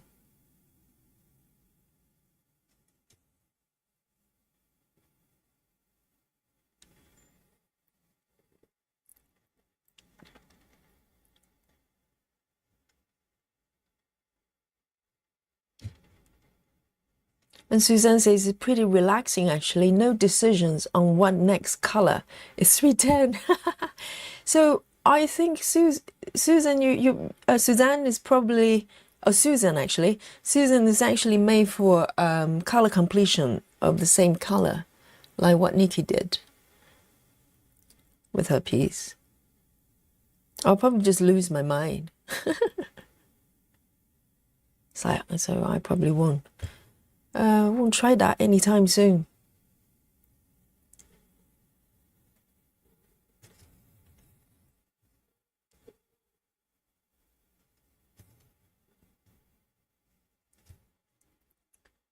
I need to think about where I'm going to take my threads so I don't have to go left, right, and center everywhere. I think I'm going to take it down to the right.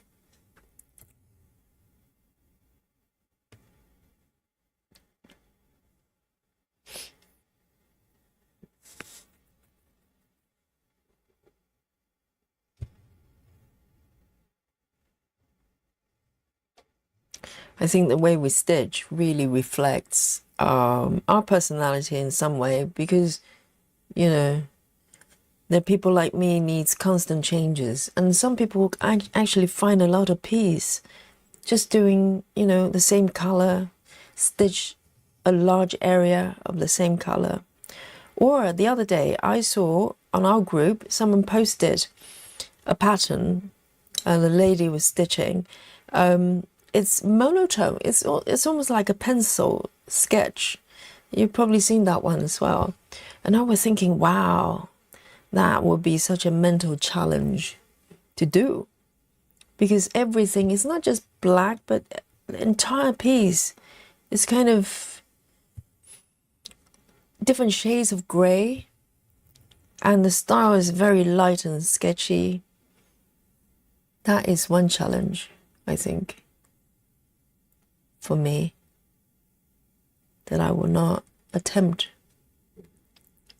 you know, ever. But it's very pretty though, the end product. I'm sure it's very pretty.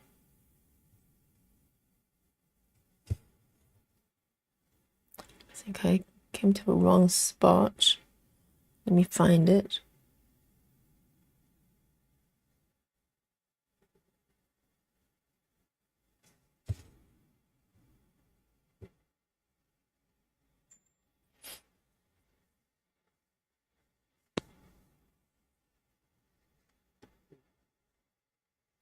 Suzanne finds it quite relaxing, especially if you're tired.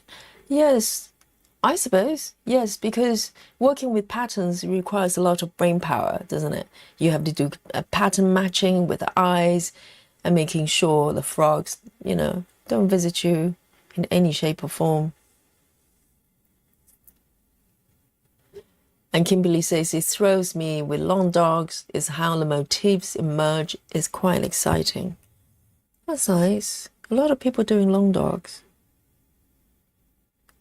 And I think majority of them are pretty much single color.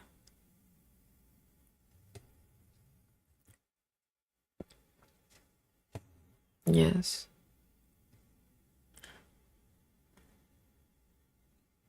I think for me is if I do something that, you know, for instance, just one color for the entire pattern, my brain starts to feel like I'm trapped, as if I have no choice.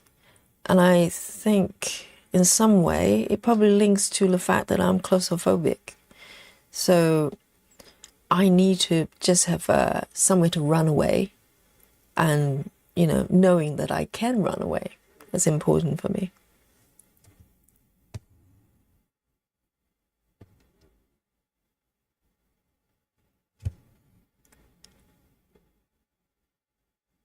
But if you're committed to the entire piece like that, you have nowhere to run.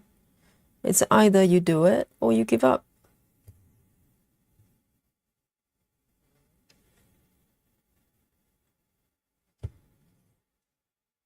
So when I used to work in offices, you know, I worked as a designer. I was never a permanent employee. You know, a lot of people want to have security. They want to go permanent. But I was always a contractor. I couldn't commit myself to a permanent job. But contractor is kind of permanent, but not. But it's a lot easier to leave, if you know what I mean. It's like you sign a contract for a certain period, and you can extend it if you like it. But if not, you can go. No big deal. And that suited me. And also working as a yoga teacher, you know, I'm free to choose what classes I want to teach and what time slot. And I can change it, you know. I always review it after 6 months to a year to see if I like the current classes and the time. If not, you know, it's not that difficult to pass it on to other teachers and then take on new ones. So, you know, the flexibility is good. And that's what I need to stay in one place, to do, you know, so I don't feel trapped.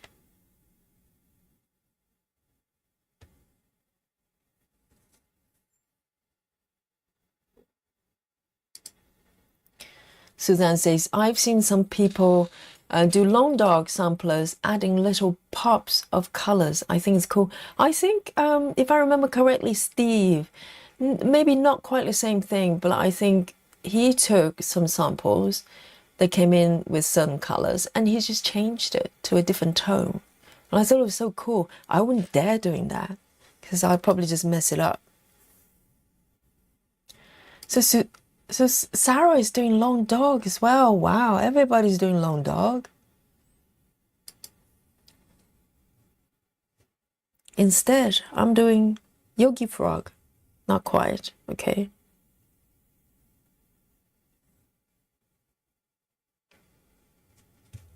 Yogi Frog, yes.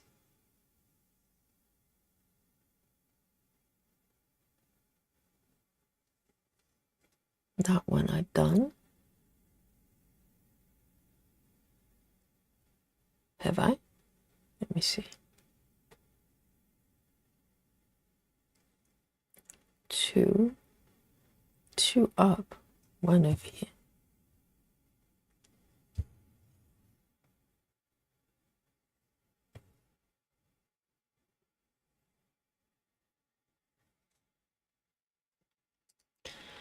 Maddie's back. Welcome. Good girl. Reported through the chat.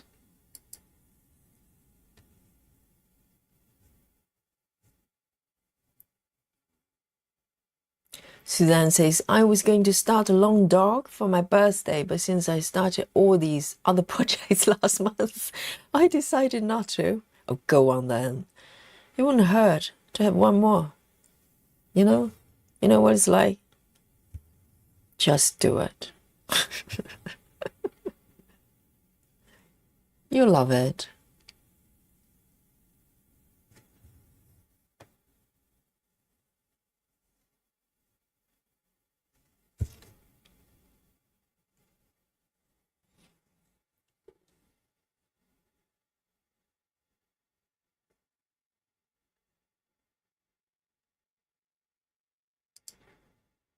So every day he's doing long dog and a rare sampler.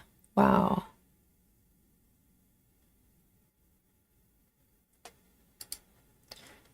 Maddie says, so is Saga actually called cross-stitch Saga? Because that's the only Saga I'm finding in the App Store. Yes, it's called cross-stitch Saga, but we just call it Saga because it's kind of long. It's a bit like Paradise. It's actually CX Paradise, as in cross-stitch Paradise. So yes, it's cross-stitch Saga. That's the right one.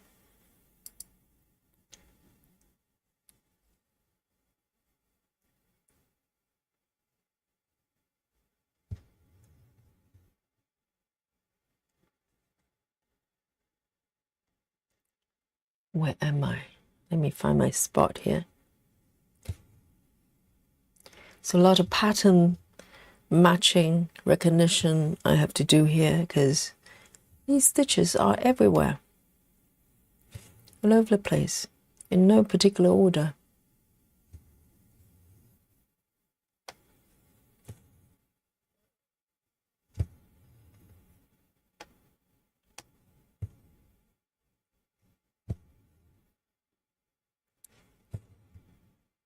And the nice thing about Saga, obviously, there are many things that it does really well. But what I love is that you don't have to switch to different modes. So it's a lot more intuitive, because now what I'm doing is I make a few stitches. I want to move my chart and then mark. Whereas if I did this with Pattern Keeper, I'll be constantly having to flip back and forth with the markup mode versus move mode. And that is a little mess that, you know, you have to get used to, because even now, after maybe nearly 3 years using Pattern Keeper, 2.5, I don't know how long, I still can't get used to it. I still forget to switch to different modes, and it's because it's not intuitive. It's just not. You can't get used to it if it's not intuitive. 1, 2. And with Saga, I just do whatever makes sense. You know, I move the chart a little bit, I zoom in and out, and I mark. Just like the way it should be.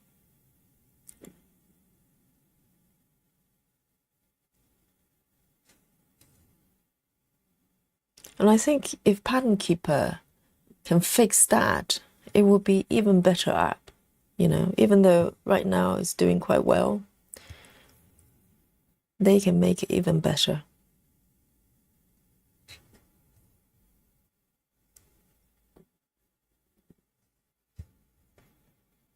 Oh, I'm flying, guys. I'm flying.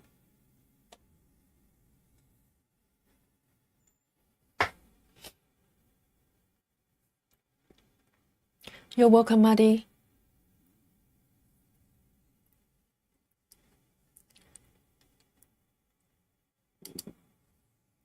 Wendy says, waiting on my fabric to arrive to start long dog pattern. Okay, another long dog stitcher.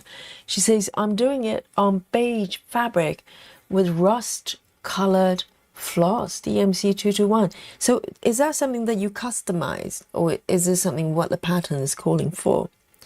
Because I think it's quite courageous for people who make changes to a pattern. I wouldn't dare. I just think the whole thing is just going to come out really weird. But I think it probably requires some experience to do that, to make changes to a pattern.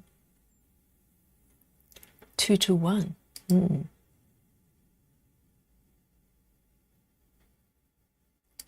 Yes, Maddie. There are a lot of tutorials around. I think the one supplied by the app is in Russian, so I don't know whether the translations helps, but I also have one. It's being archived under video section, so it's more sort of basic walkthrough without other kind of more advanced features, but it should get you a good start there. And also I think there's another floss tuber, I can't remember her name. Is it Sisk? It's a lady. Her video is also posted under the feature section of our group, so she's done a tutorial as well. So there are a lot of helps around, and any question, just you can ask during the live stream or on the Facebook, and if I don't know the answer, the chat will know. There's someone somewhere will know.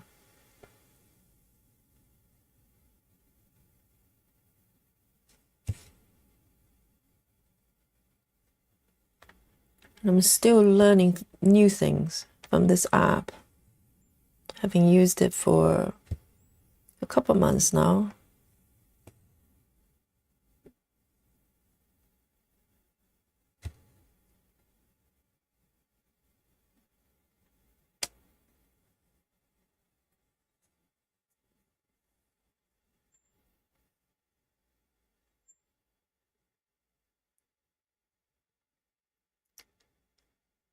Steve says, you're speaking my colors, Wendy. I want to do the same.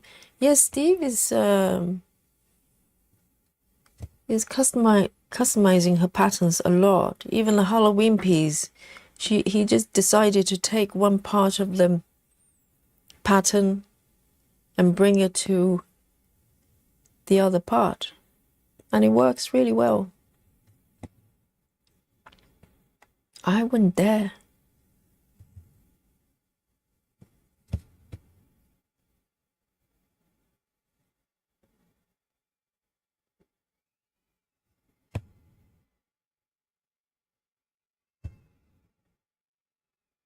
I can hear foxes outside in the garden screaming.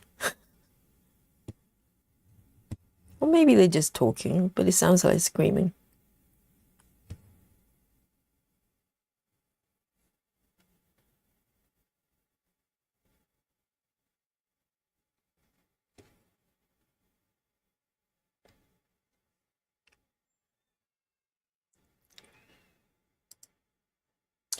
Suzanne says Sisk stitches. Yes. She's got, yes, and Masterpieces have a video as well. Absolutely. Masterpieces was the person that brought this app to my attention. So absolutely look them up and you'll find help there. Busy Mom, welcome. Yes, Busy Mom is finally not busy anymore. Maybe just a little, she's going to be busy with stitching. Wonderful.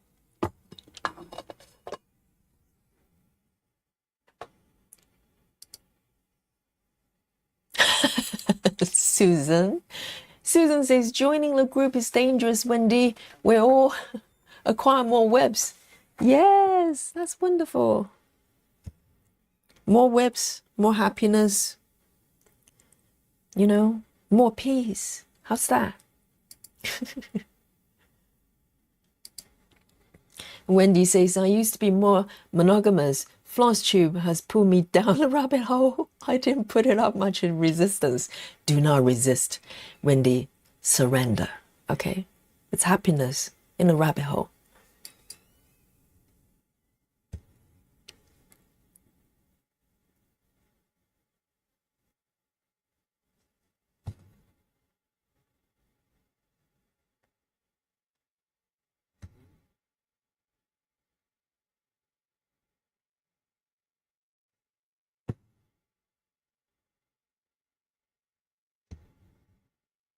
Well, the thing is, if you monogamous, literally with projects like this, you probably have to stitch the piece for a few years. You know, even if you're fast with a regular piece, we're talking a couple of years minimum before you finish and move on to another piece. It just seems unnecessary, right? Because why? What? You know, there's no benefit in that because we're not stitching for something to complete, though. I know it may be kind of a goal in the background. It's a nice place, you know, destination to move towards to, but ultimately we're just enjoying the stitches. And why don't you have more to choose from rather than one? It just seems unnecessary.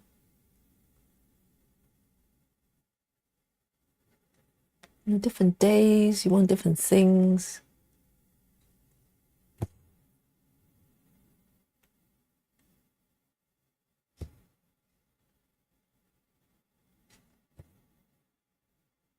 And I rarely stitch the same piece more than a day. So obviously on the stream I'll swap around.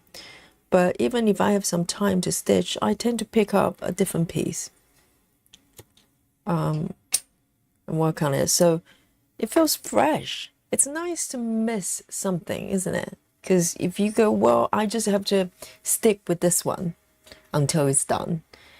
It's, yeah, for me, it's a mental trap. It doesn't matter how beautiful it is. Even this one, I absolutely love. But if you said, Yogi, you have to stitch this piece for a week, oh, I'll probably try to run away. There's nothing wrong with this piece. It's just my brain doesn't work like that. My brain doesn't want to be in one place for a long time. So here, I'm gonna introduce another piece of thread here, 3607. It's really pretty color.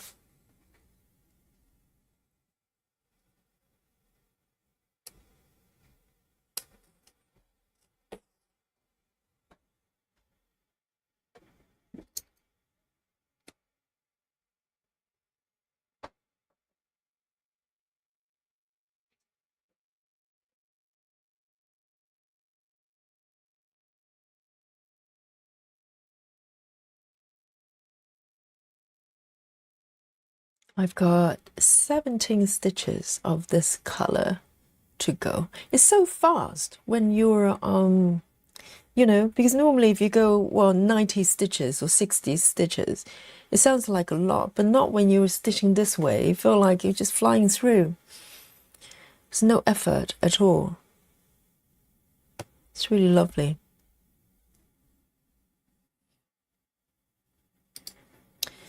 Hello, Linda. Linda has joined the chat. Linda Anderson, welcome.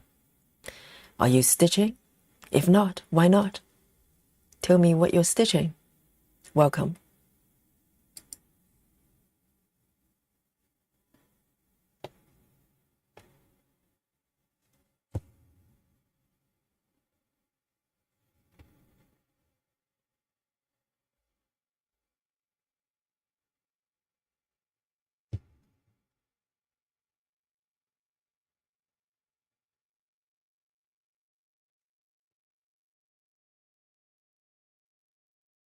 Marking as I go.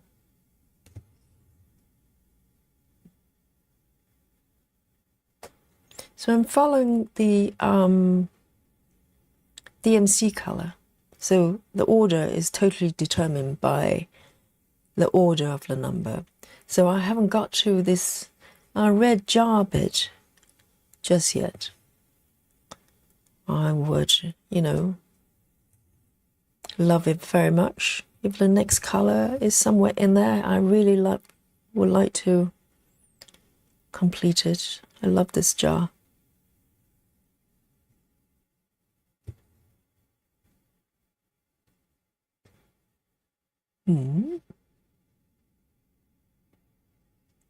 Just make double sure that I'm in the right place here.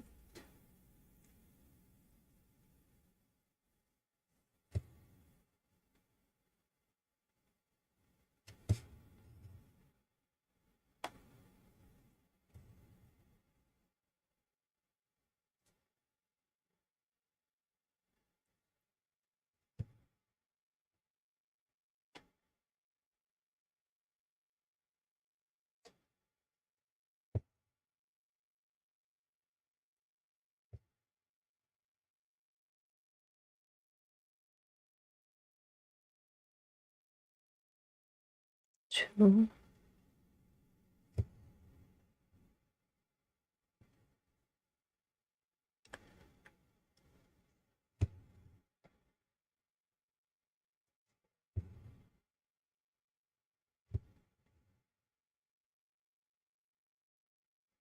There's one more on top here.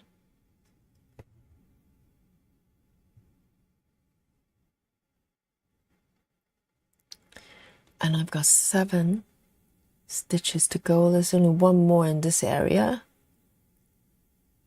So I'm going to end the thread here. One more stitch.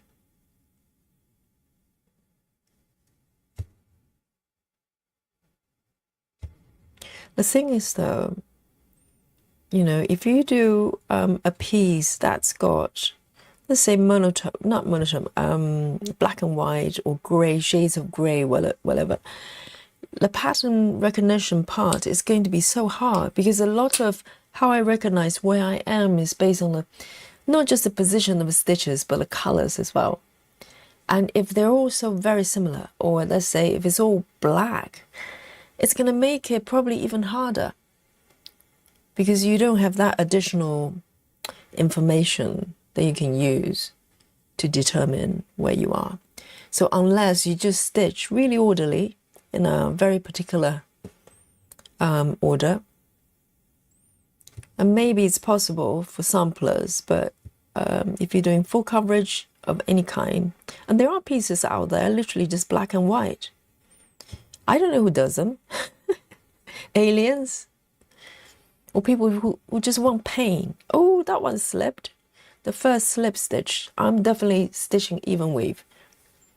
This is how you judge. If it slips, you're stitching even weave. So let me try again.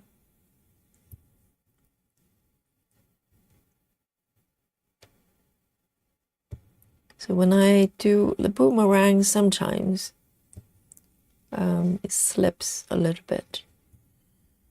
And I think there are ways you can, you know, kind of spot it just looking at the pattern of the threads, but I just, it's too much for me.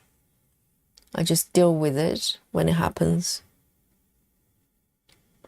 And I have five more to go. Very nice. I think it's that one over there.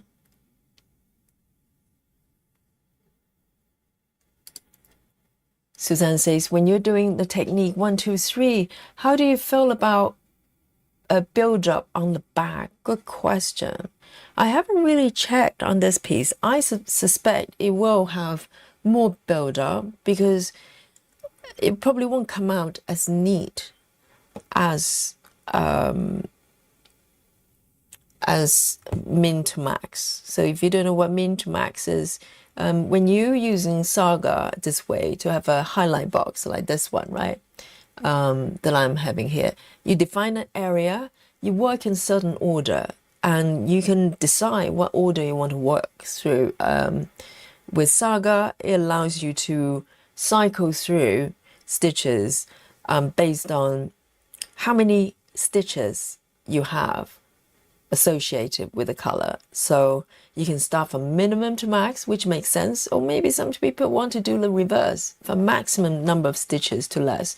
And the reason you want to do min to max, that's what we call it, is so you're not going to end up with a lot of floating stitches. So imagine if you do maximum to minimum, the final few colors, you're going to have maybe single stitches, or single stitches probably not as bad. You can just start and finish. The worst is probably 3 stitches and they were in different color, different locations. And that's when you start to build up floating thread at the bottom, or you have to start and stop, you know, constantly. So min to max gives you a really, well, a lot neater finish because, oh, why did I just do that? No, I'm not ending it. I'm taking it over. But 1, 2, 3, as we call it, is to follow the thread numbers. So it's arbitrary, kind of just based on DMC numbers. So you could come across different numbers of threads for each color. It could be totally random, like I jump from 3 stitches to 156. So in that case, because I don't know, once, you know, I've starting to complete this area with less and less unstitched area, sort of stitches left, then I will, you know, it's entirely possible that I'll come across the scenario I just illustrated when you have 3 stitches, but they were in a different location. So your decision will be, do you do 1 stitch and stop, which I tend to do within reason, or you take the thread over. So it's not just a build up itself, because I don't mind if you have threads carrying over to another location, but as long as I'm able to come back and stitch over it, then I'm okay with it. So with this method, yes, I'm pretty new with this method, but I would imagine that it would, you know, it's not just the build up itself, because that depends on how many threads you decide to carry over to a further location. It's more of the floating stitches I'm concerned about. But I'll find out. I'll find out. If it's getting really bad, all I have to do is to stop, to stitch that stitch, end it, and then move to the next location. So it's the balance of the whole thing. And it's a personal choice as well. Some people might not care at all. I've seen finished pieces that's got, oh, floating threads like probably that long away from each other. So it's very convenient, very quick. You don't have to end the thread, but it gives me heart attack. So I kind of don't like to see that, even though it's at the back. So yeah, I'll find out when I do more of this method and compare to other areas that I use different method.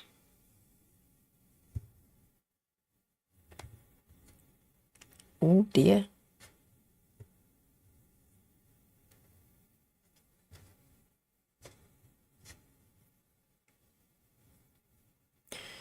So when we come up with a new method, we tend to try to give it a name so it's easier to refer to. So sometimes it might not be understood if you're new to the chat, but don't worry. We always try to explain everything. And if you want to know something, just ask. I'll do my best. Or if not, the chat will answer your question. That's how it works. Right, so I finished the final 5. So this color alone, I think it was about 60 something colors, or maybe a little bit more. And I finished it. Oh my goodness, look at this. 135 the next one. Well, hey, another pink. So it's around the pink flower area here.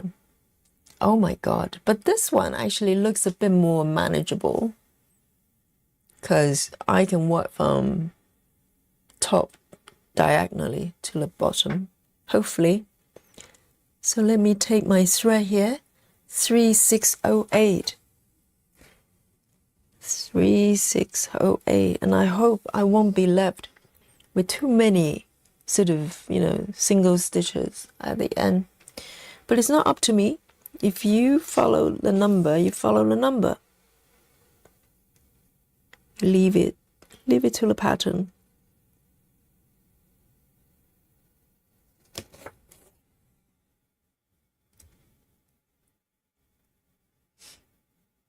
So I'm taking 2 4 strands here because I've got 135 stitches.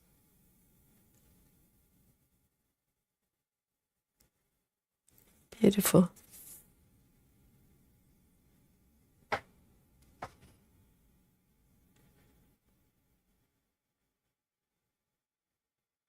It's just amazing that even though this is a mini, it's got so much detail.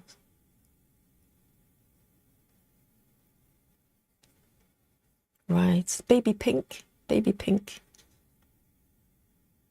And I'm going to start from this stitch, I think. A lone stitch up here. Oh no, that one's done. Hang on. So it's over here. And it's really important to find the starting point properly. Otherwise, everything beyond is going to be... It's going to create problems there. So I am going to start from here. I think that one's done. There. I'm going to start with a boomerang.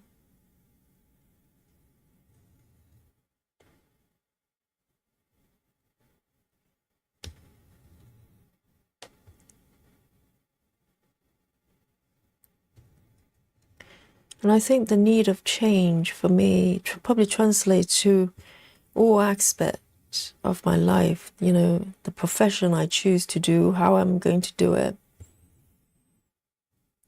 And also, when I teach yoga, I never teach the same class, the same sequences twice.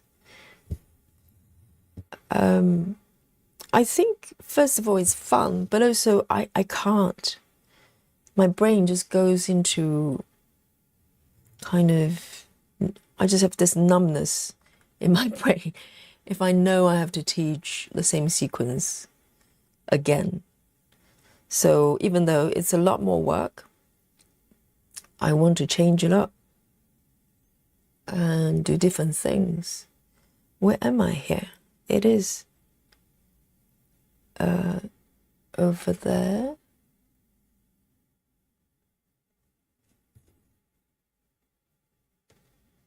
So I have a lot of notes that I create for my classes, and I keep track of them and I refer. So I teach at different places, different time slots, but I have notes for each one of them, so I can trace back and know what was taught in the last class, and I don't want to repeat it.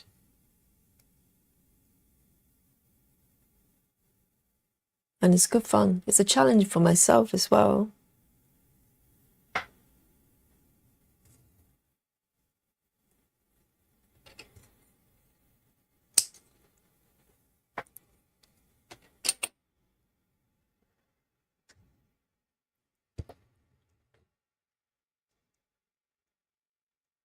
I think once this color is done, you can definitely see the flowers blossoming.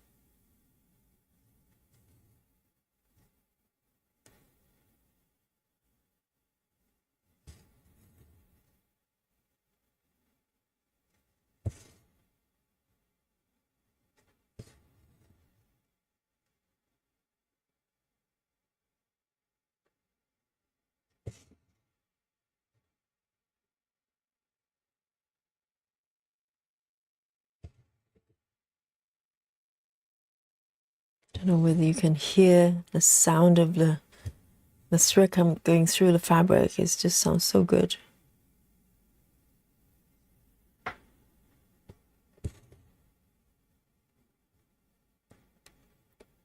And in the background, Dolly is snoring like no one's business.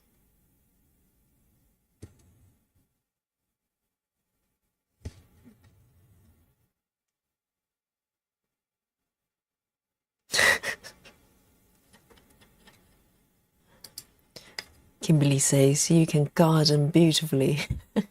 If this was gardening, yeah, I think I can manage.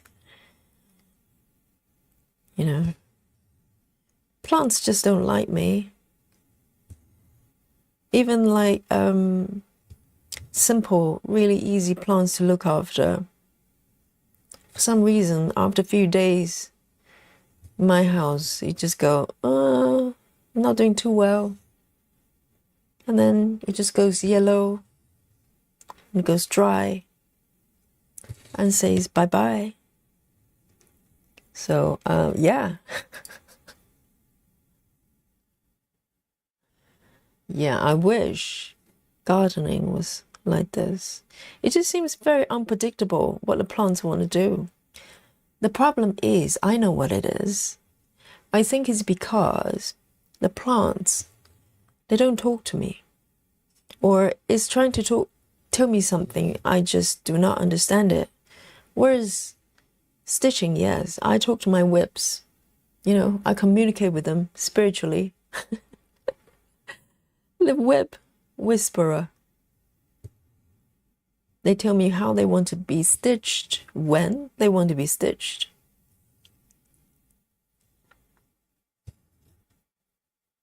And I just follow their guidance.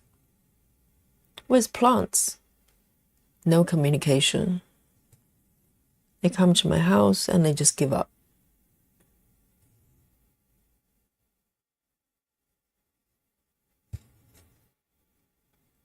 I mean, even those plants, you can buy from the supermarket, those herbs, they look relatively easy to keep. You just keep them fresh. You're not trying to grow them, but you're trying to keep them fresh until you need them. They die as well. And I follow instructions. I don't know what else I can do. They just don't like me.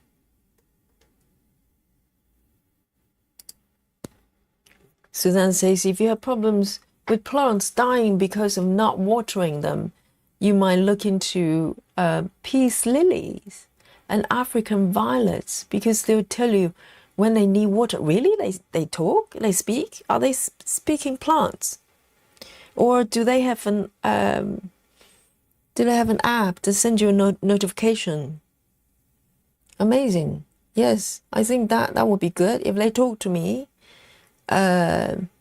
then I'll go, okay, then you need some water. It's like my cats. Dolly will come to me if she's hungry. You know she's hungry when she's hungry. And you know when she needs a cuddle, you know, loud and clear there, then I'll have no problem. So these plants talk, do they, Suzanne? And if they're willing to open the communication with me, then maybe we have a chance. Otherwise, you know, because normally what I do is by the time I notice they need water, they're already like half dry. You know, you can see the edges of the leaves start to curl up and go a little bit yellowy. So I'll panic and I give them a lot of water and then they drown. I think that's what happened. And they go, oh no, bye. Have a nice life. They're gone. So I think it's just that some people are more tuned into plants. I'm just not. I eat plants, not household plants, but I eat veggies. Maybe that's why they don't like me. Because I eat plants. Oh no, now I know. It's not me, it's them. They're holding grudges for me eating plants. Oh dear, now I know.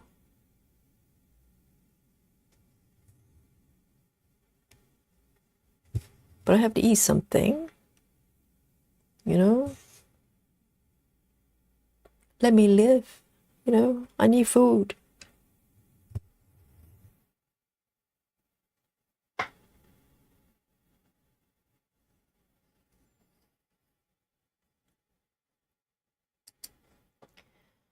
Congratulations, Susan. 500 stitches on my Santa project. My goodness. That is tremendous. 500. That's amazing. Congratulations. That's double the number of my daily stitches.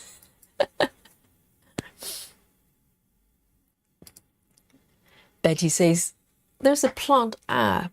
You've been told it would tell you what your plants needs and have the brown thumbs instead of green. Really? So do you scan it or something? Because there are a lot of plants that I actually don't know what they are. You know, when you buy a plant, sometimes they come with a label of basic instructions and the name of the plant, etc. I always try to keep them, but for some reason they would just magically disappear. And I lose track of what plant it is and what instructions of, you know, how to look after the plants. And things just spiral downwards. And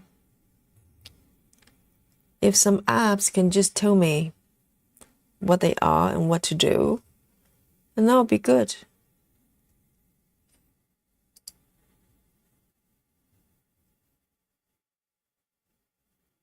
Amazing. You're receiving trophies from Sarah, the leader of the Alien Club. So it's an honor.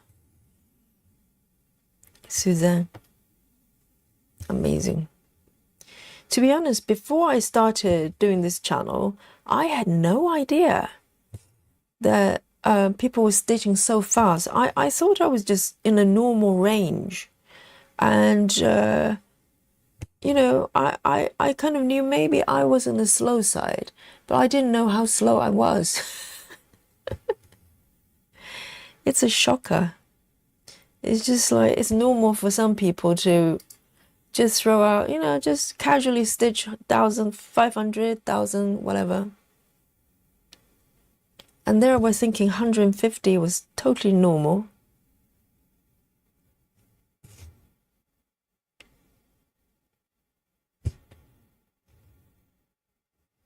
Round of applause for Suzanne.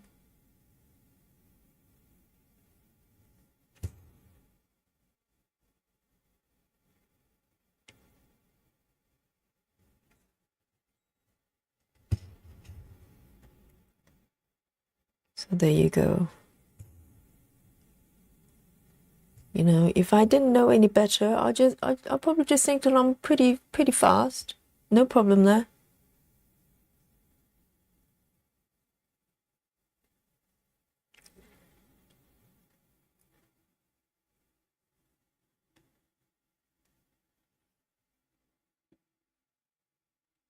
Two over here.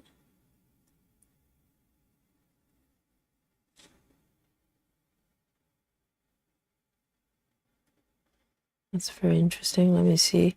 1, 2, 3. 1, 2, 3. 1, 2, 3. This bit is a little bit iffy as well, but I'll fix it.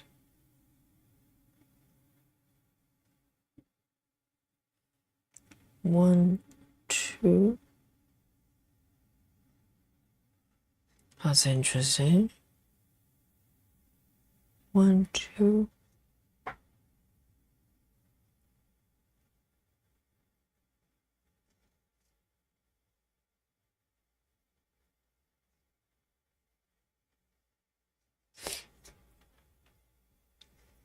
Where am I?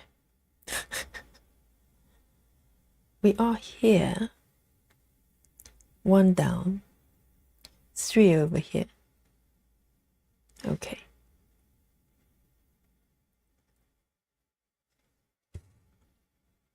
I'm improvising now because I think I probably messed up with a few stitches here.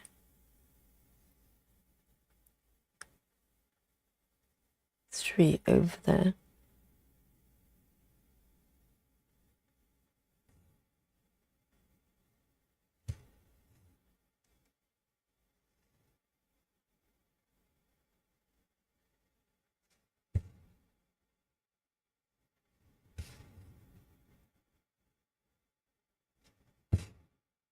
Freestyling stitching.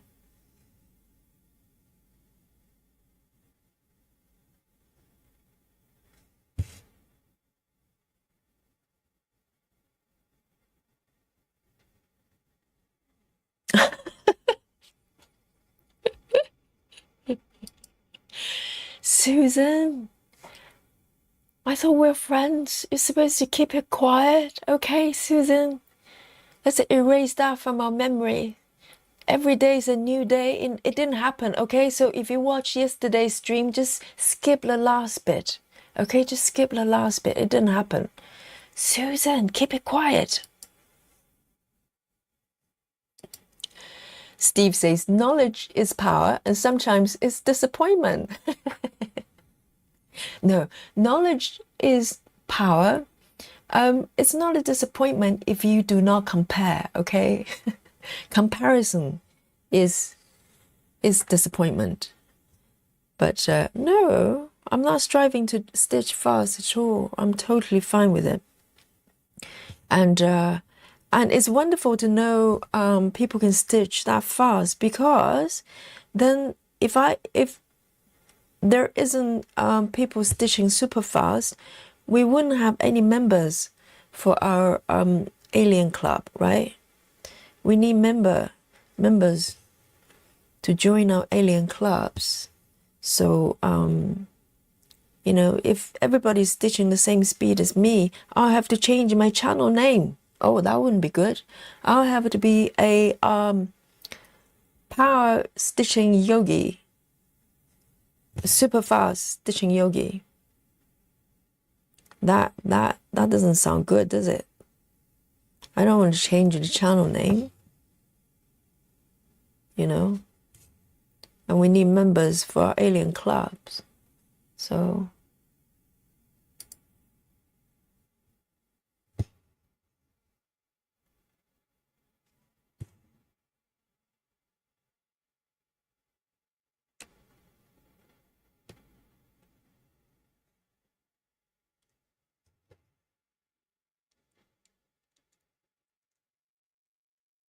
oh, now here we come. Here comes Sarah, the alien club captain here. 7:02 for me today. But Sarah, it's only like afternoon for you, isn't it? So when you say today, you know, you mean so far. And Sarah, did I see gridding of a project you showed the other day? The one you pose with alien, or maybe that's you in your true form. You know, I see gridding. I thought you were going gridless. Are you going soft, Sarah? Sarah's going to get so mad and go, I'm going extreme cross country with no gridding from now on. You can't stop me.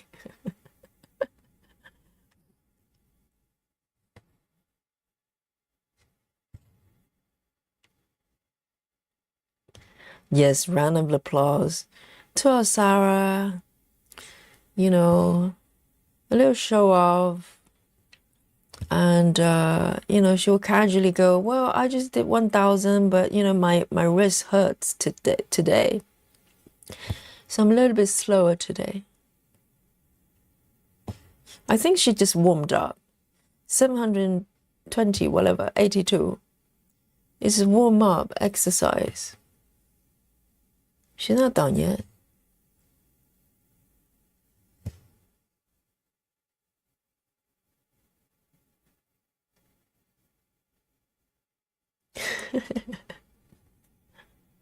Sarah says, I'm done for today.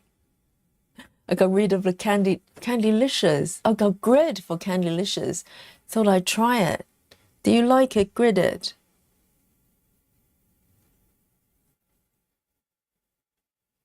Or does it get in the way?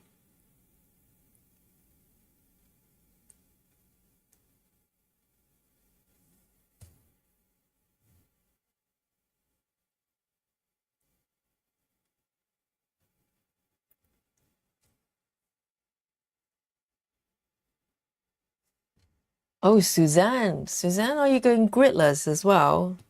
Are you joining the alien club? If you don't grid, you're an alien, okay? And we just send you to the alien club. It's not up to you. You're just there. You have no choice.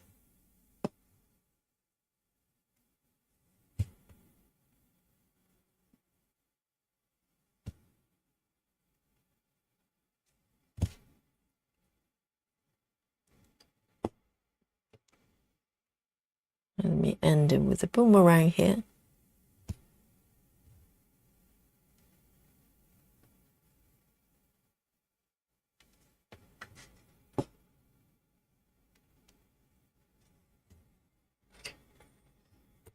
Oh, look at this. It's taking shape, isn't it? It's very pretty. A few more stitches to go. 53 more of this color.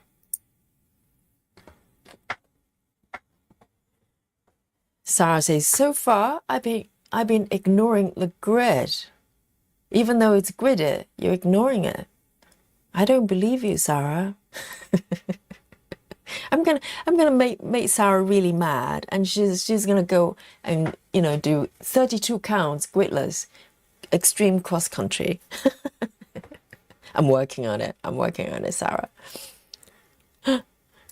Sarah, you need a grid, don't you? You're secretly looking at the grid, saying, oh, thank God I have the gridding pre-gridded. Otherwise, I've got really lost. 3608. 3608. It's such a pretty color.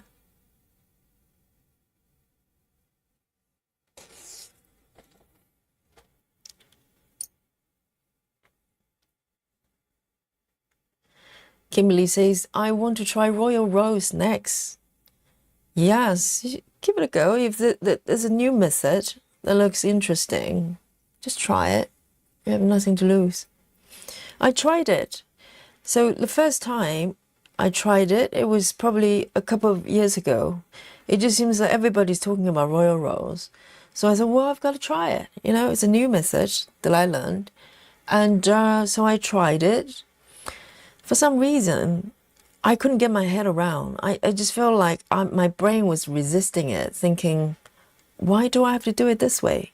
I couldn't, well, I think, for instance, if I do minimum to max, I can understand the reason. And if I'm following DMC, I know why I'm doing it, because I like the randomness. Okay, so there should be a kind of a logic or reason. A method is that way. And royal rows, in some ways, it wouldn't be fair to say it has no logic. It does. It just it just doesn't jive with my brain for some reason. My brain is just constantly questioning, you know, why does it have to be this way or that way? What would be the reason? So and also you do have to end up carrying a lot of threads over stitch area if you follow the way it's intended. And I'm just assuming the person pioneered this method probably does not mind floating threads over stitch area, because otherwise, even though it's just 10 stitches width block vertical, 2 blocks vertically. Oh dear, got this tangle. But you know, there will be occasions that you need to, where am I? I totally lost my location here. Here. One here. This one over there.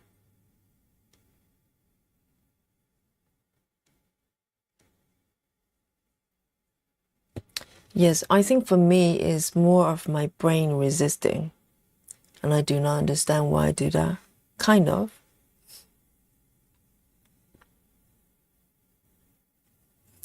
But I tried again. I tried it again maybe a couple months ago. And it was okay. It went a little bit better. No problem there. But it's just that I'm not kind of drawn to that method. And I know many of you like it and do it, which is great. Where am I exactly? I don't think I'm on the right spot. Where I can't find the pattern that matches. Why is it that? Oh, it's over there. Hang on. Yeah. 1, 2, 3.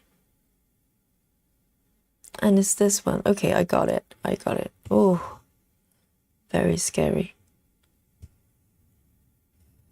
And then the next one is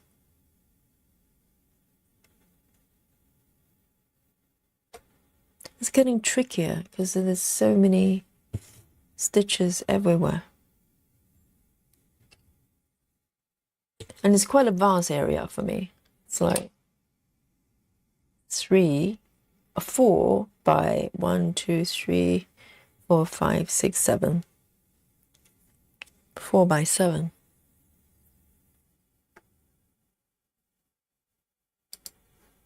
So then says this project isn't gridded because it's hand dyed even weave, and I didn't want to mess it up. I tested it out and didn't come out, so I'm not gridding. Fair enough. And also if you're doing I don't know whether it's a full coverage or not. If it's not full coverage, then yes, gridding could become a problem if it doesn't come off completely. So it's good to test the tool you used for gridding. Where am I? Am I here?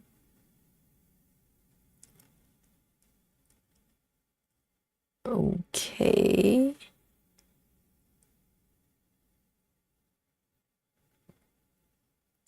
There. This bit has become quite challenging, actually. Trying to find where I am. Okay, I got it. I think should be okay.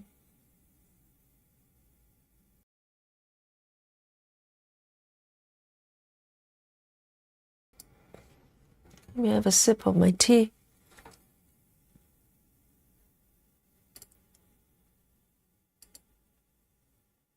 Susan says, no one could get me mad enough to even try 32 counts. Susan, can I get you mad enough to use a non-paper pattern? Susan is firmly in the paper pattern, camp,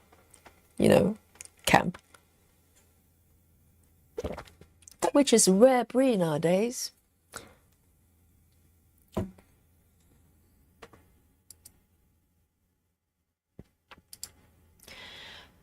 Good to have a good night, good evening, good afternoon, great everyday creator.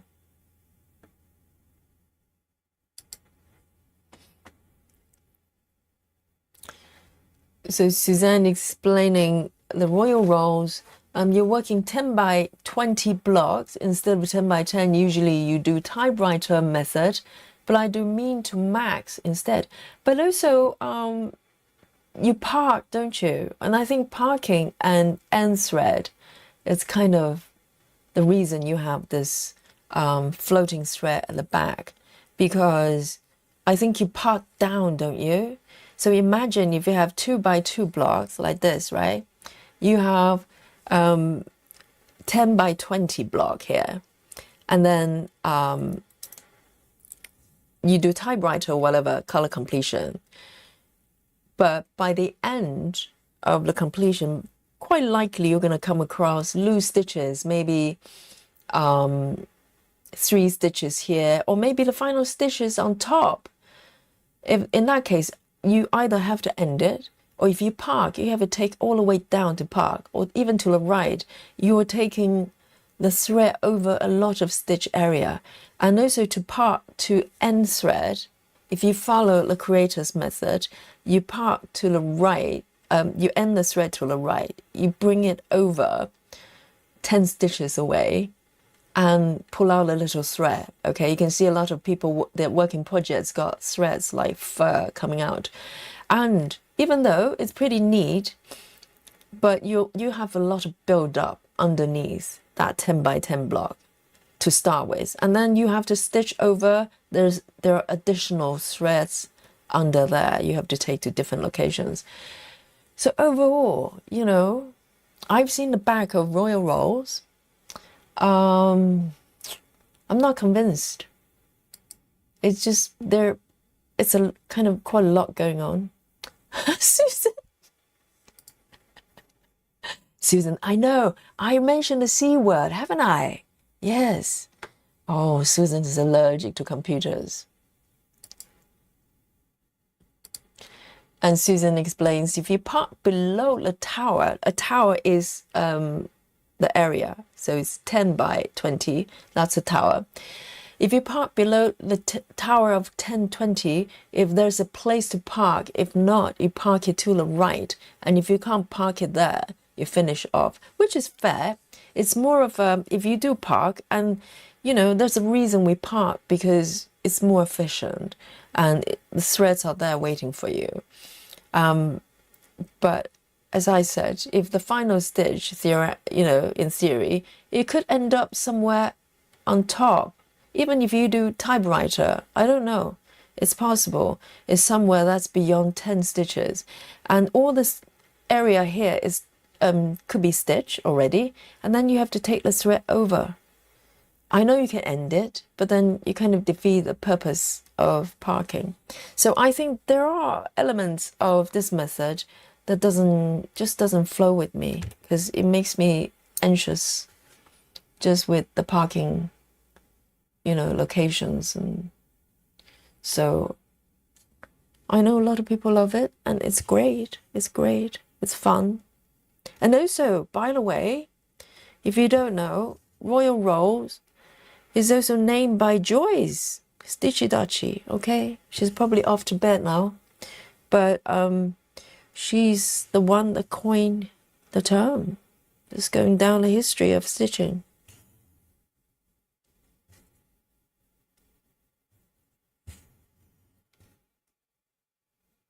So there we go. There you go. This is a little bit of a origin of the name.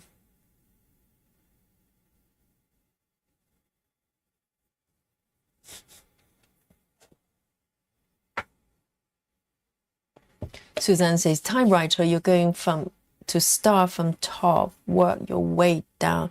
But I've also seen people, yes, typewriter, if you're starting from a fresh block, Suzanne, so let me know what you think. If you're starting from the fresh block, yes, you do typewriter. It's relatively tidy. But when you move up to the next block, you know, next tower, whatever you call it, you're going to start working with the part threads first, wouldn't you? So if you start with the part thread, most people start from the bottom and then work their way up to clear their part threads and then part accordingly. From the second block onwards, you're not going to be able to go from top to bottom in that such a tidy manner. By the time you finish your part thread, in theory, there may be scenarios that majority of the tower is completed. So even if you go typewriter from that point, you're going to come across a lot of stitch area. Am I right or am I wrong? Okay. I'll accept either answer. Because I tried it and I go, well, first tower is going quite well. And then from second block, I start to struggle. Where am I? Who am I? It's like the miserable. I'm Jean Valjean.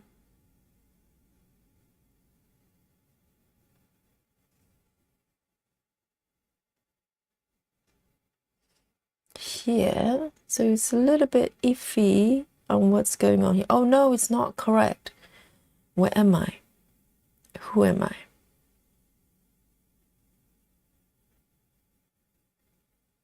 So,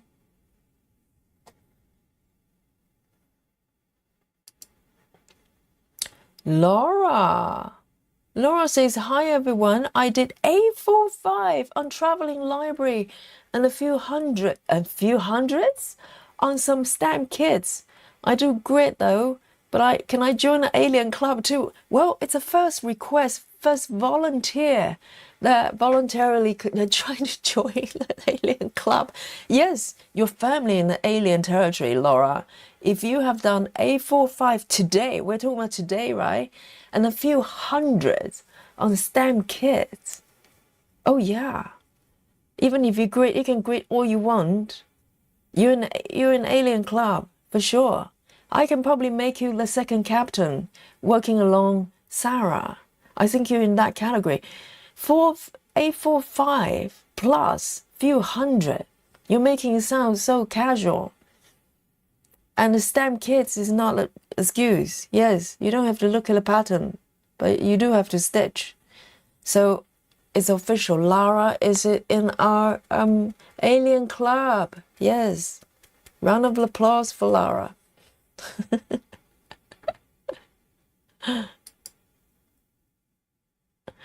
My God, Laura, A45 is only during the stream. We're only here for like over 2 hours, right? I think I haven't checked the time. My goodness. Oh, show off, Laura. You and Sarah, you're both bad. And Nikki. Man.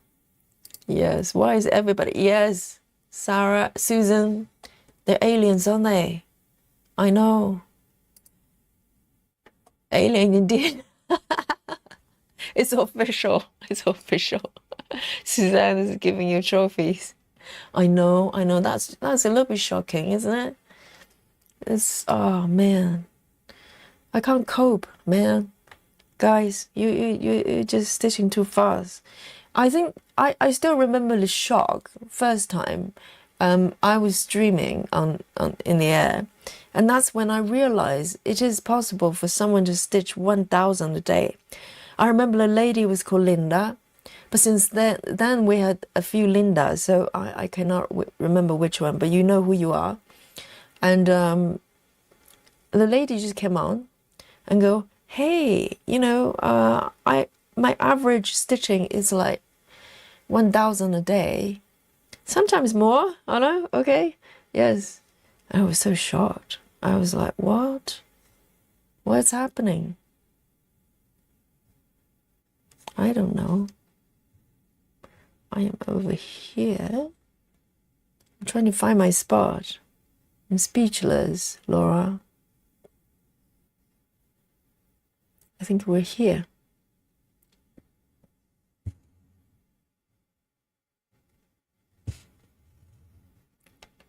I'm in such shock. Can't find my spot.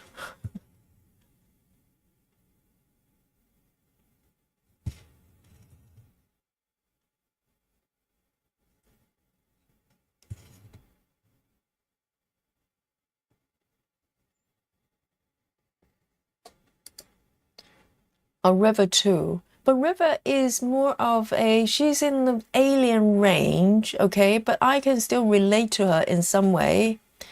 But whereas Laura and Sarah, they have no human quality. They're just straight aliens, okay? Laura loves it. Oh my God.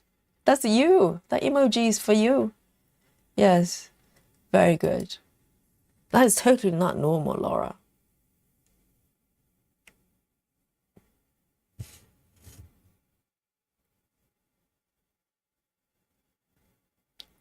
Yeah, the shock. They were thinking I was normal. Well, I'm normal. You guys are alien. So the challenge for you, Laura, next. Oh, tell me, Laura, what is the go-to stitching method? What method do you normally use? I need to know. Do you cross-country? Do you do royal rolls? What method do you use that you're stitching so fast?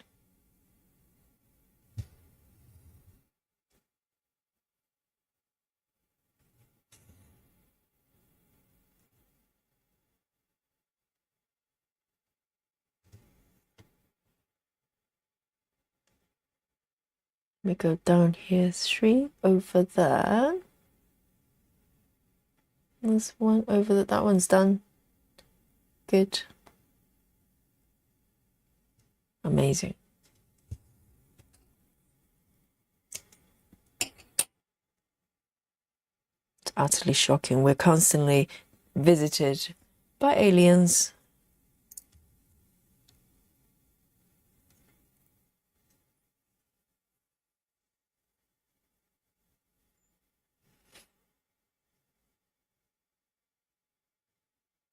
Here I've got 37 for this one to go.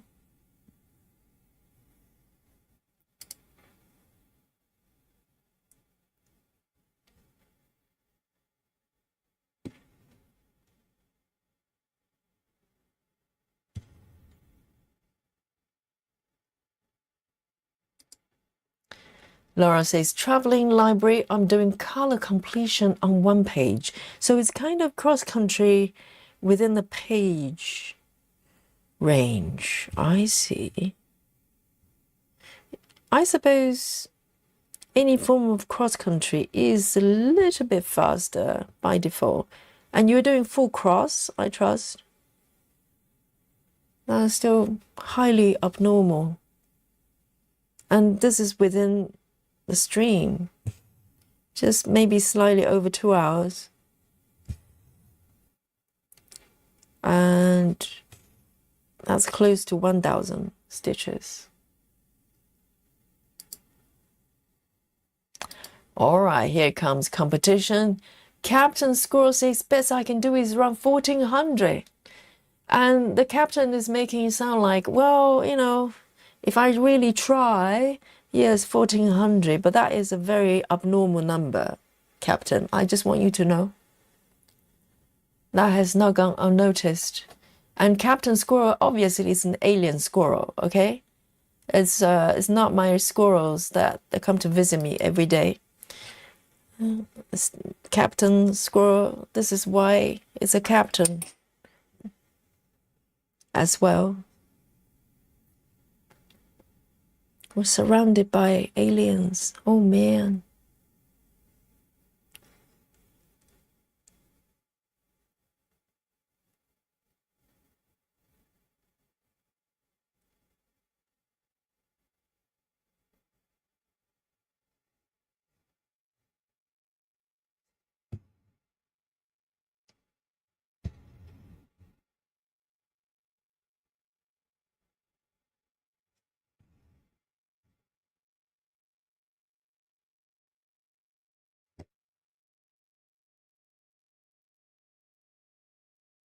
That one as well. I'm improvising. I think some stitches here are slightly iffy. I'm sure it's just a bunch of flowers, so you won't notice.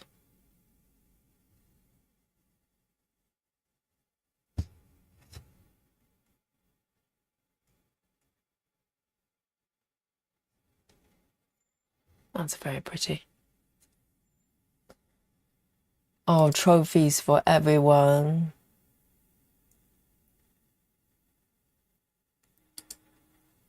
Laura says doing 3 over 110. Oh, so you're the lady that did 3 over 110 stitches. I've seen your webs on our group.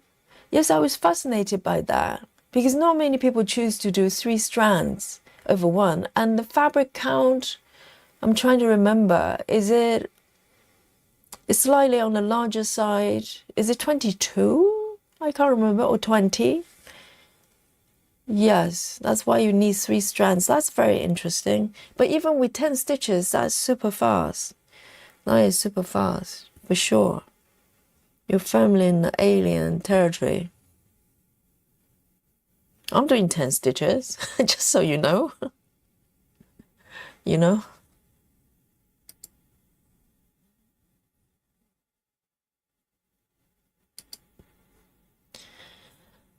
Captain Squirrel says, but I'm a squirrel stitcher. I stitch on around 5 projects a day? A day? Do you mean you cycle them around? Like 5 a day? You're even more fickle than me. If I have extra time to stitch, I'll pick up another one. And that's it. 5 a day. Are you doing some sort of rotation method? That sounds very disciplined. Not 3, not 2, but 5. That's very interesting. Oh, you're one alien squirrel. For sure. Don't lie to me. I know your sort. I see an alien. I know an alien when I see one. All right? Alien spotter.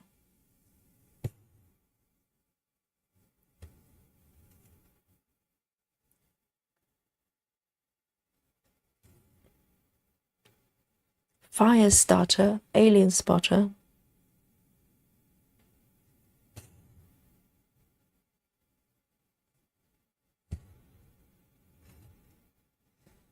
Where am I exactly? Here.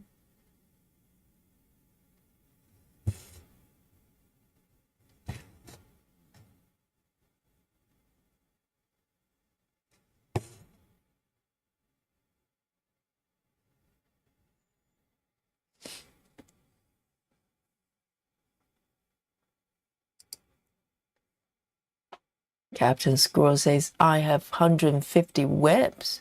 So does that mean you cycle them through? Because a web is the projects you're actually working on in some sort of rotation, right? So even if you do 5 a day, and how many stitches do you put in? If you do 1,400 or somewhere there a day, that's like a few hundred per web. And do you cycle through all 550? I can't even count to 10. Seriously. Yes, Captain says, I stopped counting at 150. I stopped counting by 10. 2 digits is just too much to handle, let alone 3. Guys, we have some aliens amongst us. You know, be careful. They're everywhere. They're everywhere.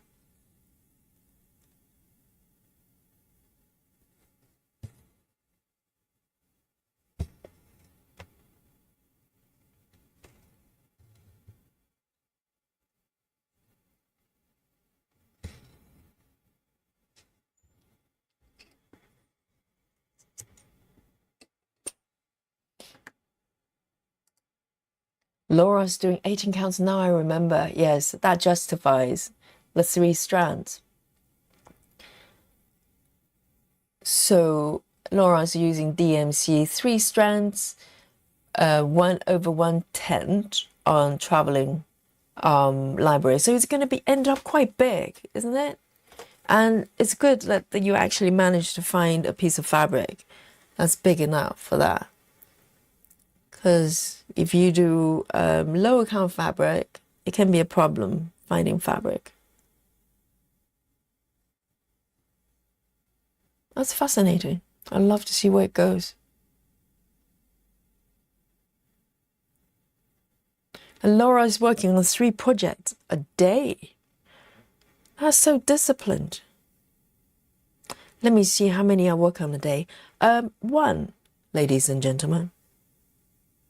That's really easy number to remember. I don't want to confuse you, you know, like 5 or 3, whatever. I just work on 1.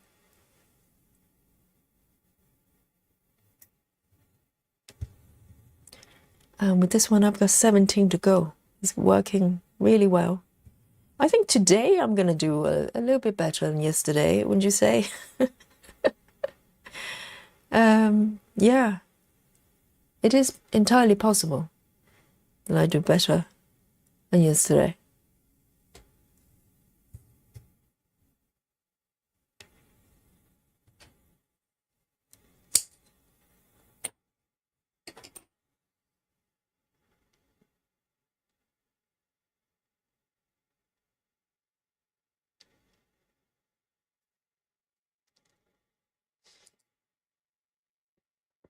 Maddie says, just made my first post. Finally able to sit and stitch for 5 minutes.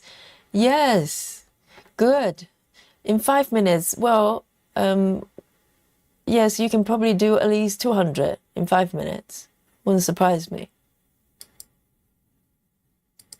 Michelle says, I'm lucky to get 30 minutes a day, as in stitching. Wow.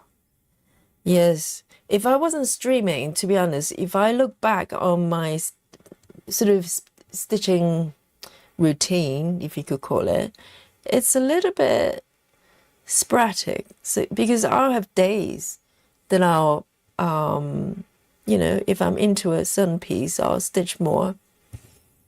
But there were days that I didn't stitch, to be honest, because particularly toward the end of last year, I was coming to a kind of a point that I was feeling very fatigued.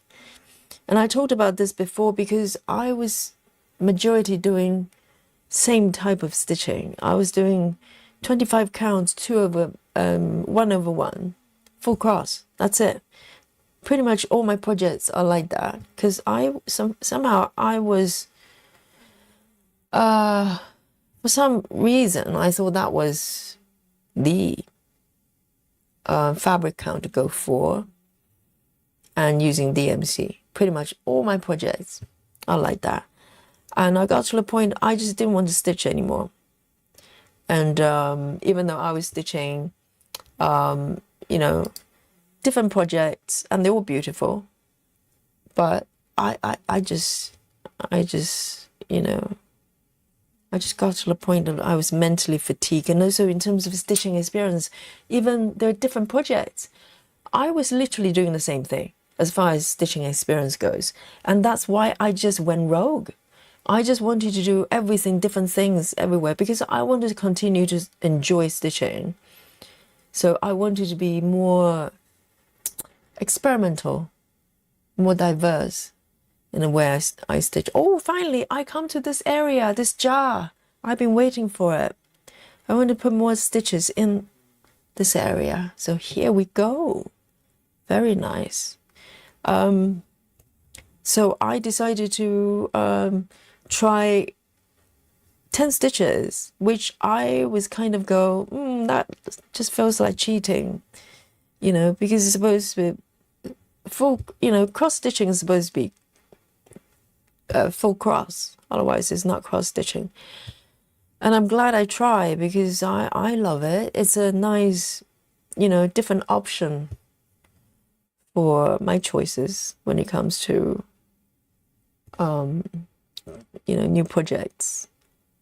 So now I'm really enjoying the stitching because I know I'm free. I'm free from the idea that I have to use DMC. I'm free from the idea that I have to do full cross. And I'm free from the idea that I have to do 25 or above, or it's not proper stitching. I don't know why I got that idea. Do you guys think that when you, particularly if you're kind of new to this kind of stitching, somehow there's a notion that you have to do 25, or it just doesn't feel like you're doing it properly. And I threw that out of the window. And I love it so much more. I just do what I want.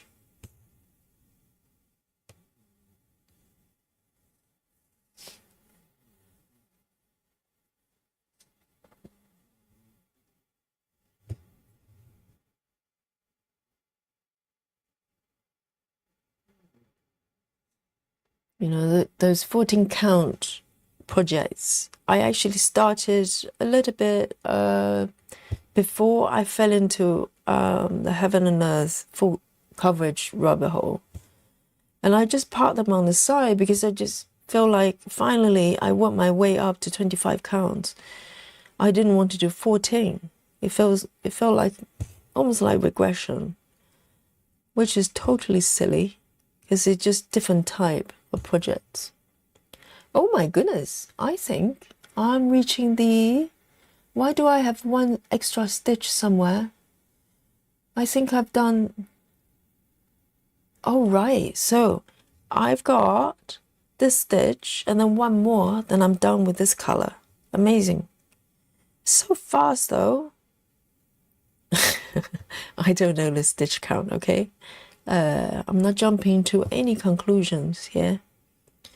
But I think I'll do a little bit better than yesterday. So after this one, I've got one more, a loose one, down here.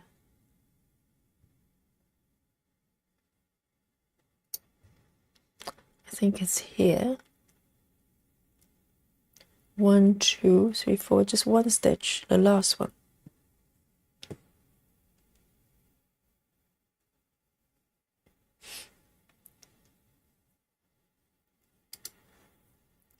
Michelle says, I like the look of tent on full coverage, but I feel like full cross on linen with sampler type chart. So do you mostly do samplers? Like a full cross? Oh yeah, I think on linen, it's a different type of stitching, isn't it? I think on linen, if you do sampler type of stitches, I would definitely do full cross. I think 10 stitches probably wouldn't look right. I think with full coverage is less critical because ultimately, once it's all stitched up, you really can't tell the difference between full cross and 10 stitches in terms of coverage and the shape of the stitches as well. I think you can when you're working on it, but once it's done, you can't see the difference. And I actually switched from full cross to 10 stitch on one of my projects, the Gecko Rouge one, which I haven't worked on for a while. But, literally, I did comparison with the stitch area. You can't tell the difference. You really can't.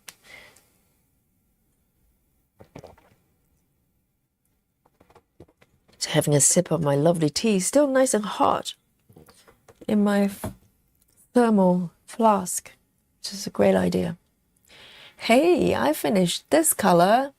Let me have a look at the time. I might go for another one actually, guys. And it really depends on how many stitches involved with the next one. I really don't know. So I'm going to hit the bucket and find that out. It could be 1 stitch or it could be 200. Who knows? And Michelle says, I'm just getting back into cross stitch. It has changed a lot, I think, for the better.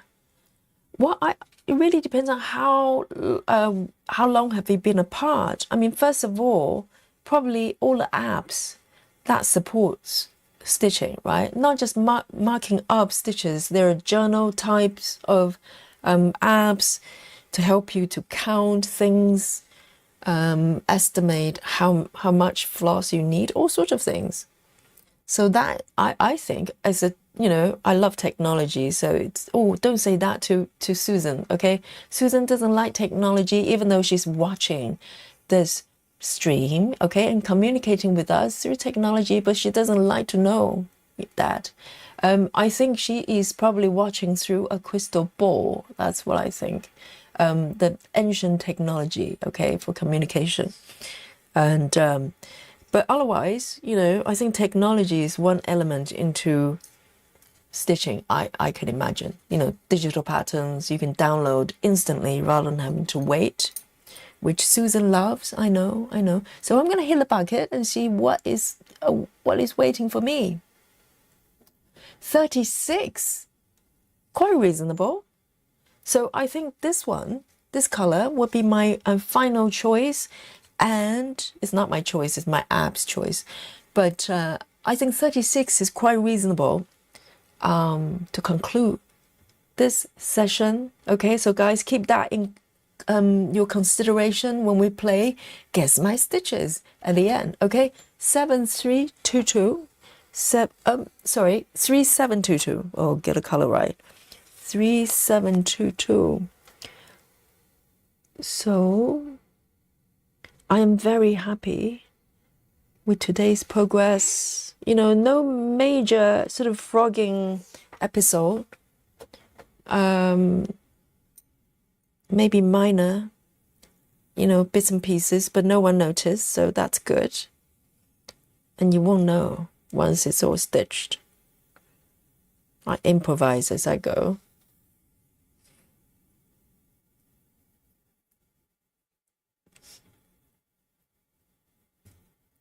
Hey, Needlebug, welcome. I hope you're well. Needlebug says there's so much more to stitch than just cross stitch. There are samplers incorporate different stitches like queen stitch, 4-sided stitch, and so many more. There's pull thread drawn. Oh dear.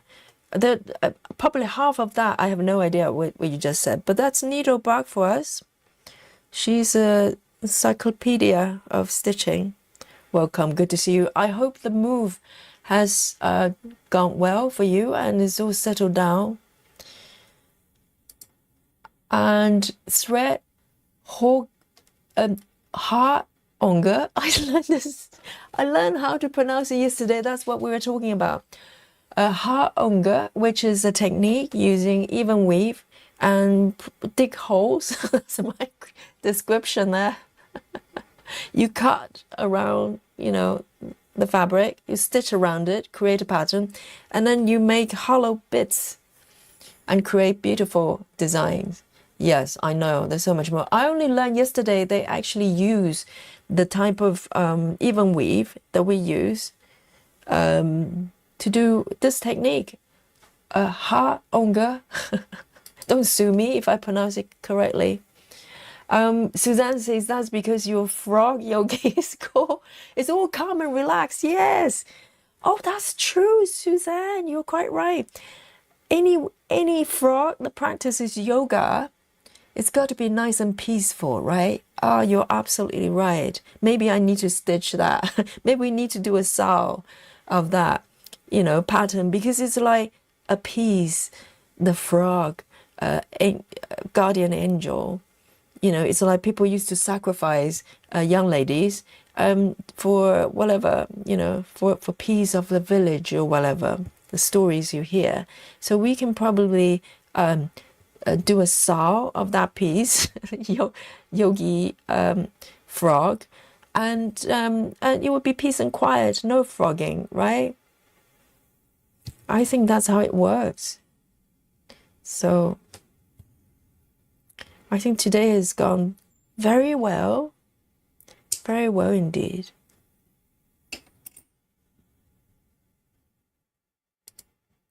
Needlebark says, all moved and settled, sold our house over the weekend in just 7 hours being listed. My goodness, it's going to be a hot property then. There's so much stress out of the way, isn't there? Congratulations. So it's pronounced, oh, hard danger. Where did I get the onga? Oh, because I separate in the wrong place. I say hard onga. It's hard donga. Got it. I think someone posted the correct pronunciation, but I just mess it up. That's what I do. I can't read. Okay. So, hard donga. I'm guessing it's is it Norwegian or German or something like that? So there you go. So it's good to hear about your house selling situation. It's so stressful, isn't it? Or it can be. So I'm going to end my thread here and move on to the next location.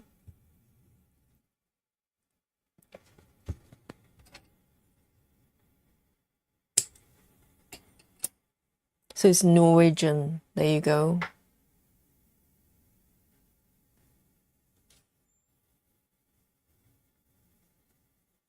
And we do have viewers coming from Norway, so they will definitely notice my mispronunciation. Hardanger. It's easier to say it than Hardanger. I'm making my own lives harder.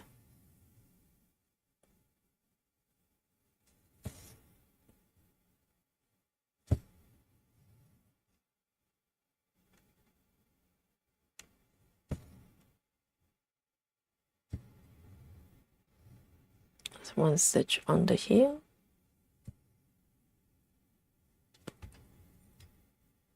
I'm on fire, guys. I'm on fire.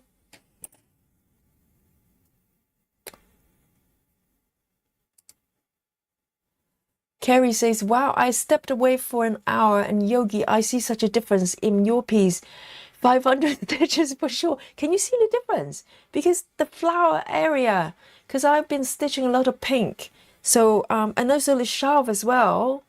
Yes. So you probably notice most around the flower area. I know.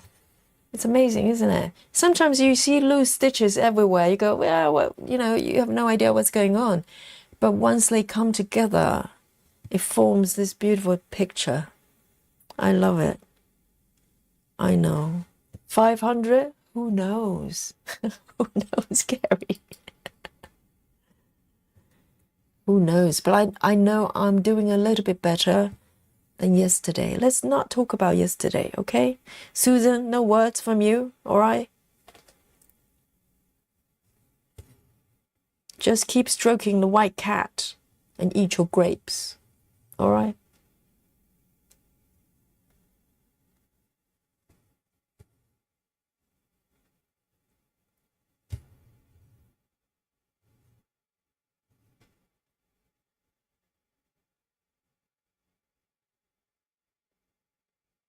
I've got 21 stitches to go. So you need to add those numbers to your final total of my glorious power stitching today, okay? No joke. This is going to be epic.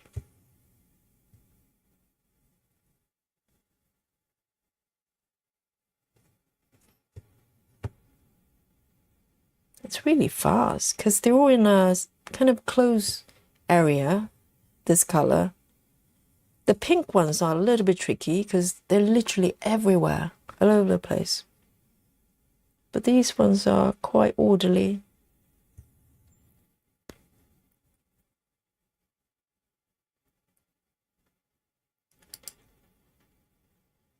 Captain, we're not talking about yesterday's stream, okay? If you watched yesterday's stream, you know, replay, and just skip the last bit, okay? That's my recommendation for you. Just when it gets my stitches, just skip it altogether, and just move on with your lives, okay? And watch the next one, obviously. But yeah, keep it quiet, squirrel.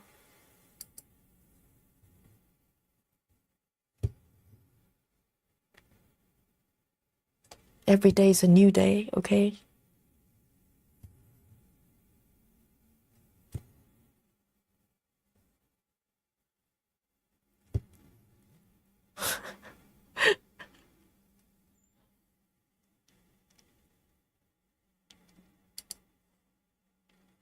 Susan says, look how beautiful the unparted area is.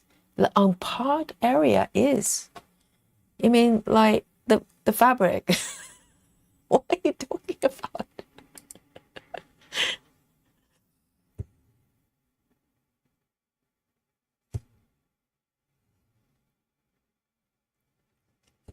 Oh, Susan.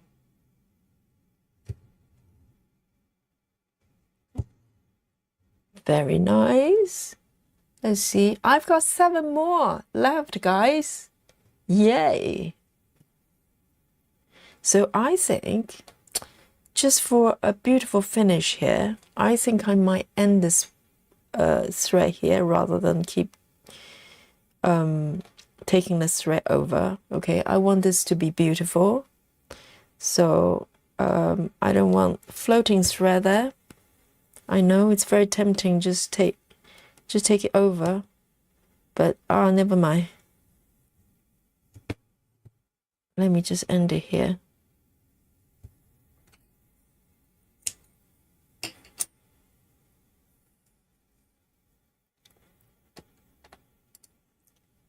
Captain says, I require cashews for silence. Captain, I'll offer you something even better. You know, my garden squirrels, those non-alien ones, their favorite one is macadamia nuts. I know they're really expensive, but for the squirrels, I teach more yoga classes just to feed those squirrels. And macadamia nuts is their favorite. They go wild. So I'll offer you 3 macadamia nuts. You can't have too many, okay? Just 3 of them. How's that as a deal? And you keep it quiet and never mention the F word or my performance yesterday, okay? Let's just, it's mutually beneficial arrangements here. You get the nuts, and I get to move on with my life from that episode, which I want to erase from my head. All right. And we're both happy.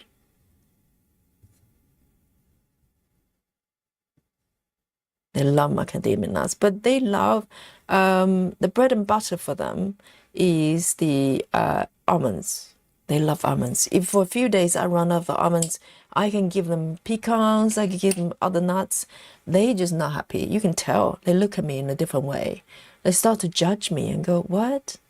There's no almonds today? I'm not too sure about that. Guys, what do you think? They start to talk to their fellow squirrels and start kind of, they go, well, Yogi has changed. They used to give us almonds, but no almonds for 2 days. I don't know what's happening. Maybe we need to find another yogi nearby that will give us almonds. It's a tough crowd out there, you know. I'm struggling with Dolly, you know, and squirrels as well. It's a lot of work. So I have one more here. So the last few stitches are a little bit scattered. I've got one stitch here and the remaining 4 on the left there. Okay.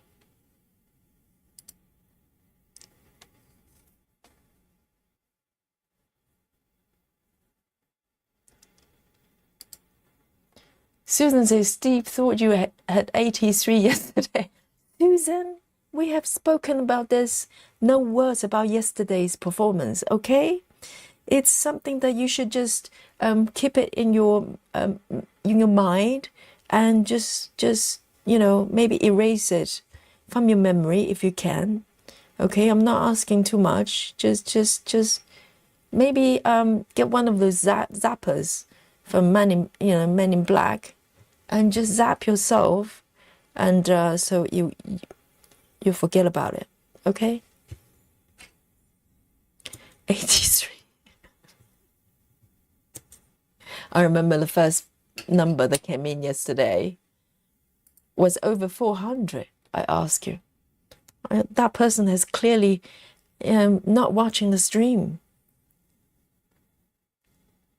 Okay, final 4, guys. Final 4.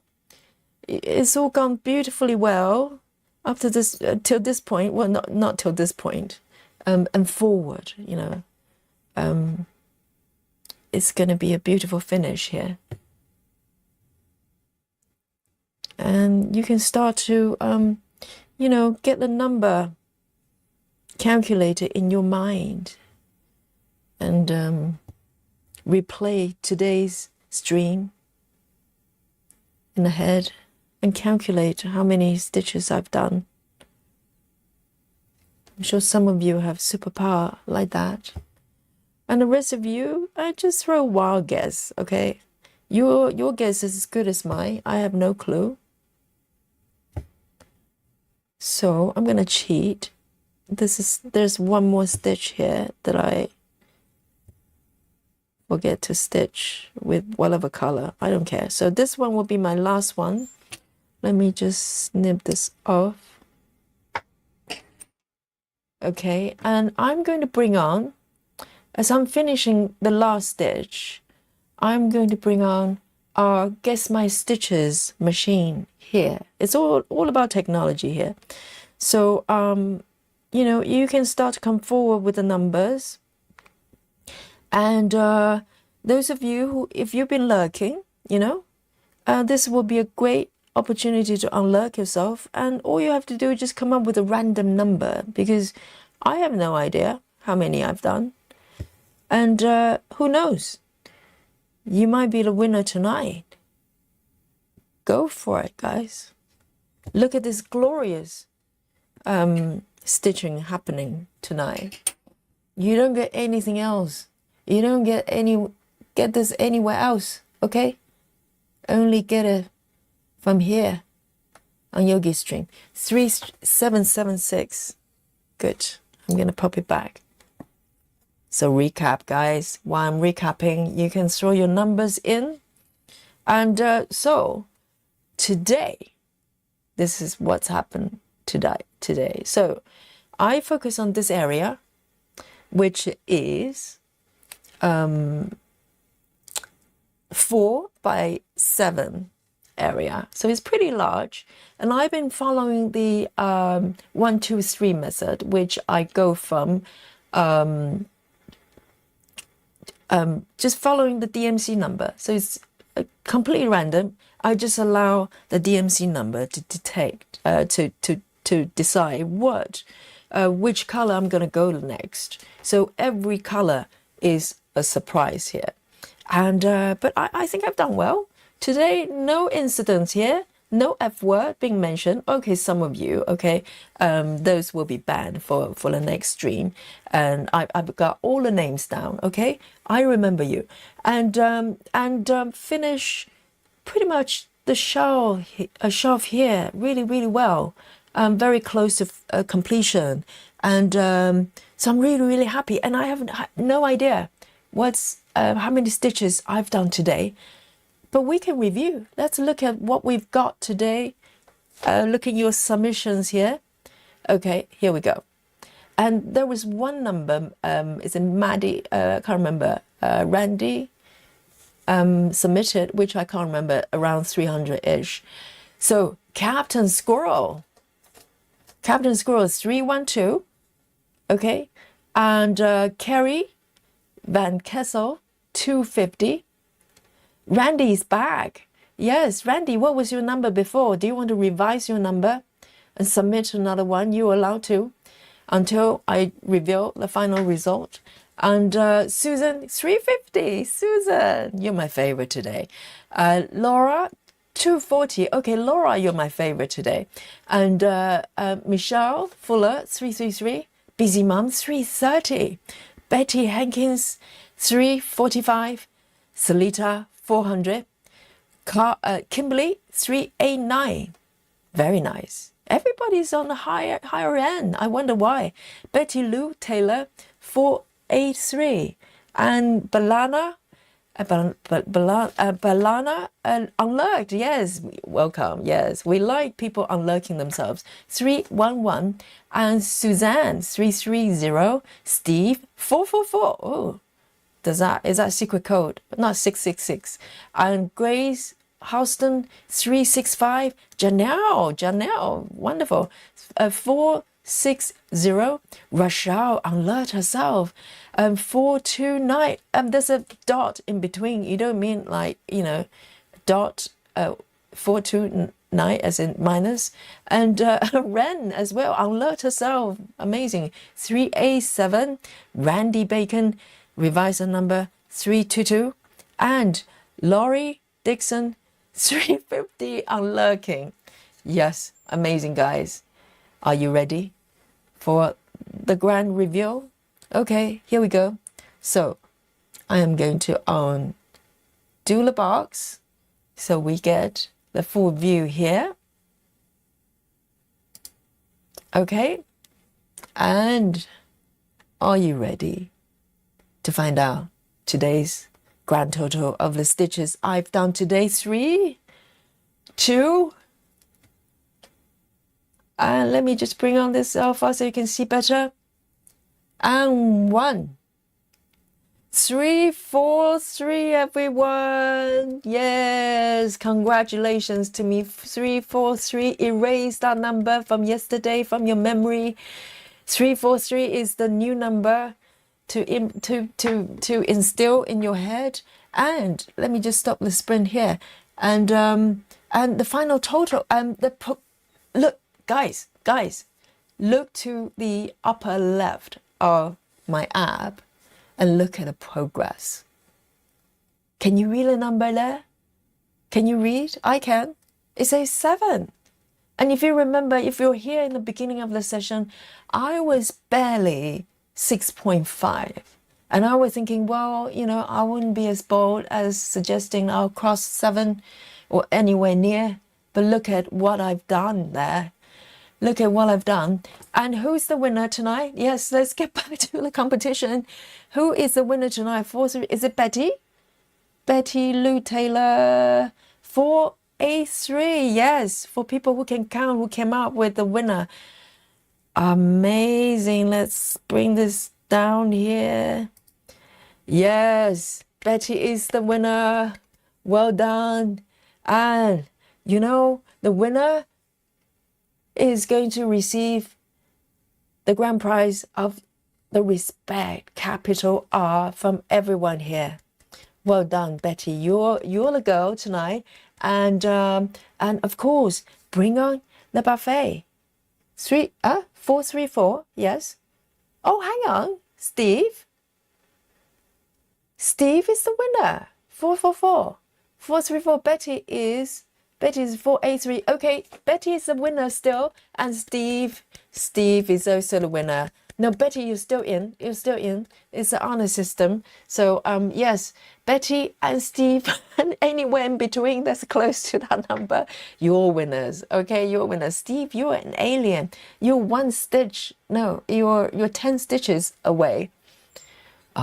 Steve, maybe we need to submit Steve into Alien Club. What do you think? He has won multiple times. Okay, it's going from coincidence to something more. Okay, Steve has special power. So yes, and Rashal won as well. Rashal is 429 as well. Yeah, we have multiple winner. Your winners. Why not? Let's, everyone here is a winner, and bring on the buffet, okay? And you have to provide the food yourself. I have nothing. So I'm just here to enjoy the buffet with you, and you bring on the food. Well done, everyone. And everybody dig in. We have a selection of some healthy, yummy plants, foodie thing from Captain Squirrel. And we have Laura with all sorts of yummy treats, pizza, savory and sweet all together. And Busy Mum's going for more, what is it, fast food option. That looks delicious. McDonald's fries. And everyone, well done. Amazing. Thank you for joining me. And, you know, every day we have new winners. And today we have several. So, from the sleepy London town. Oh, Michelle is bringing on trophy as well. Amazing.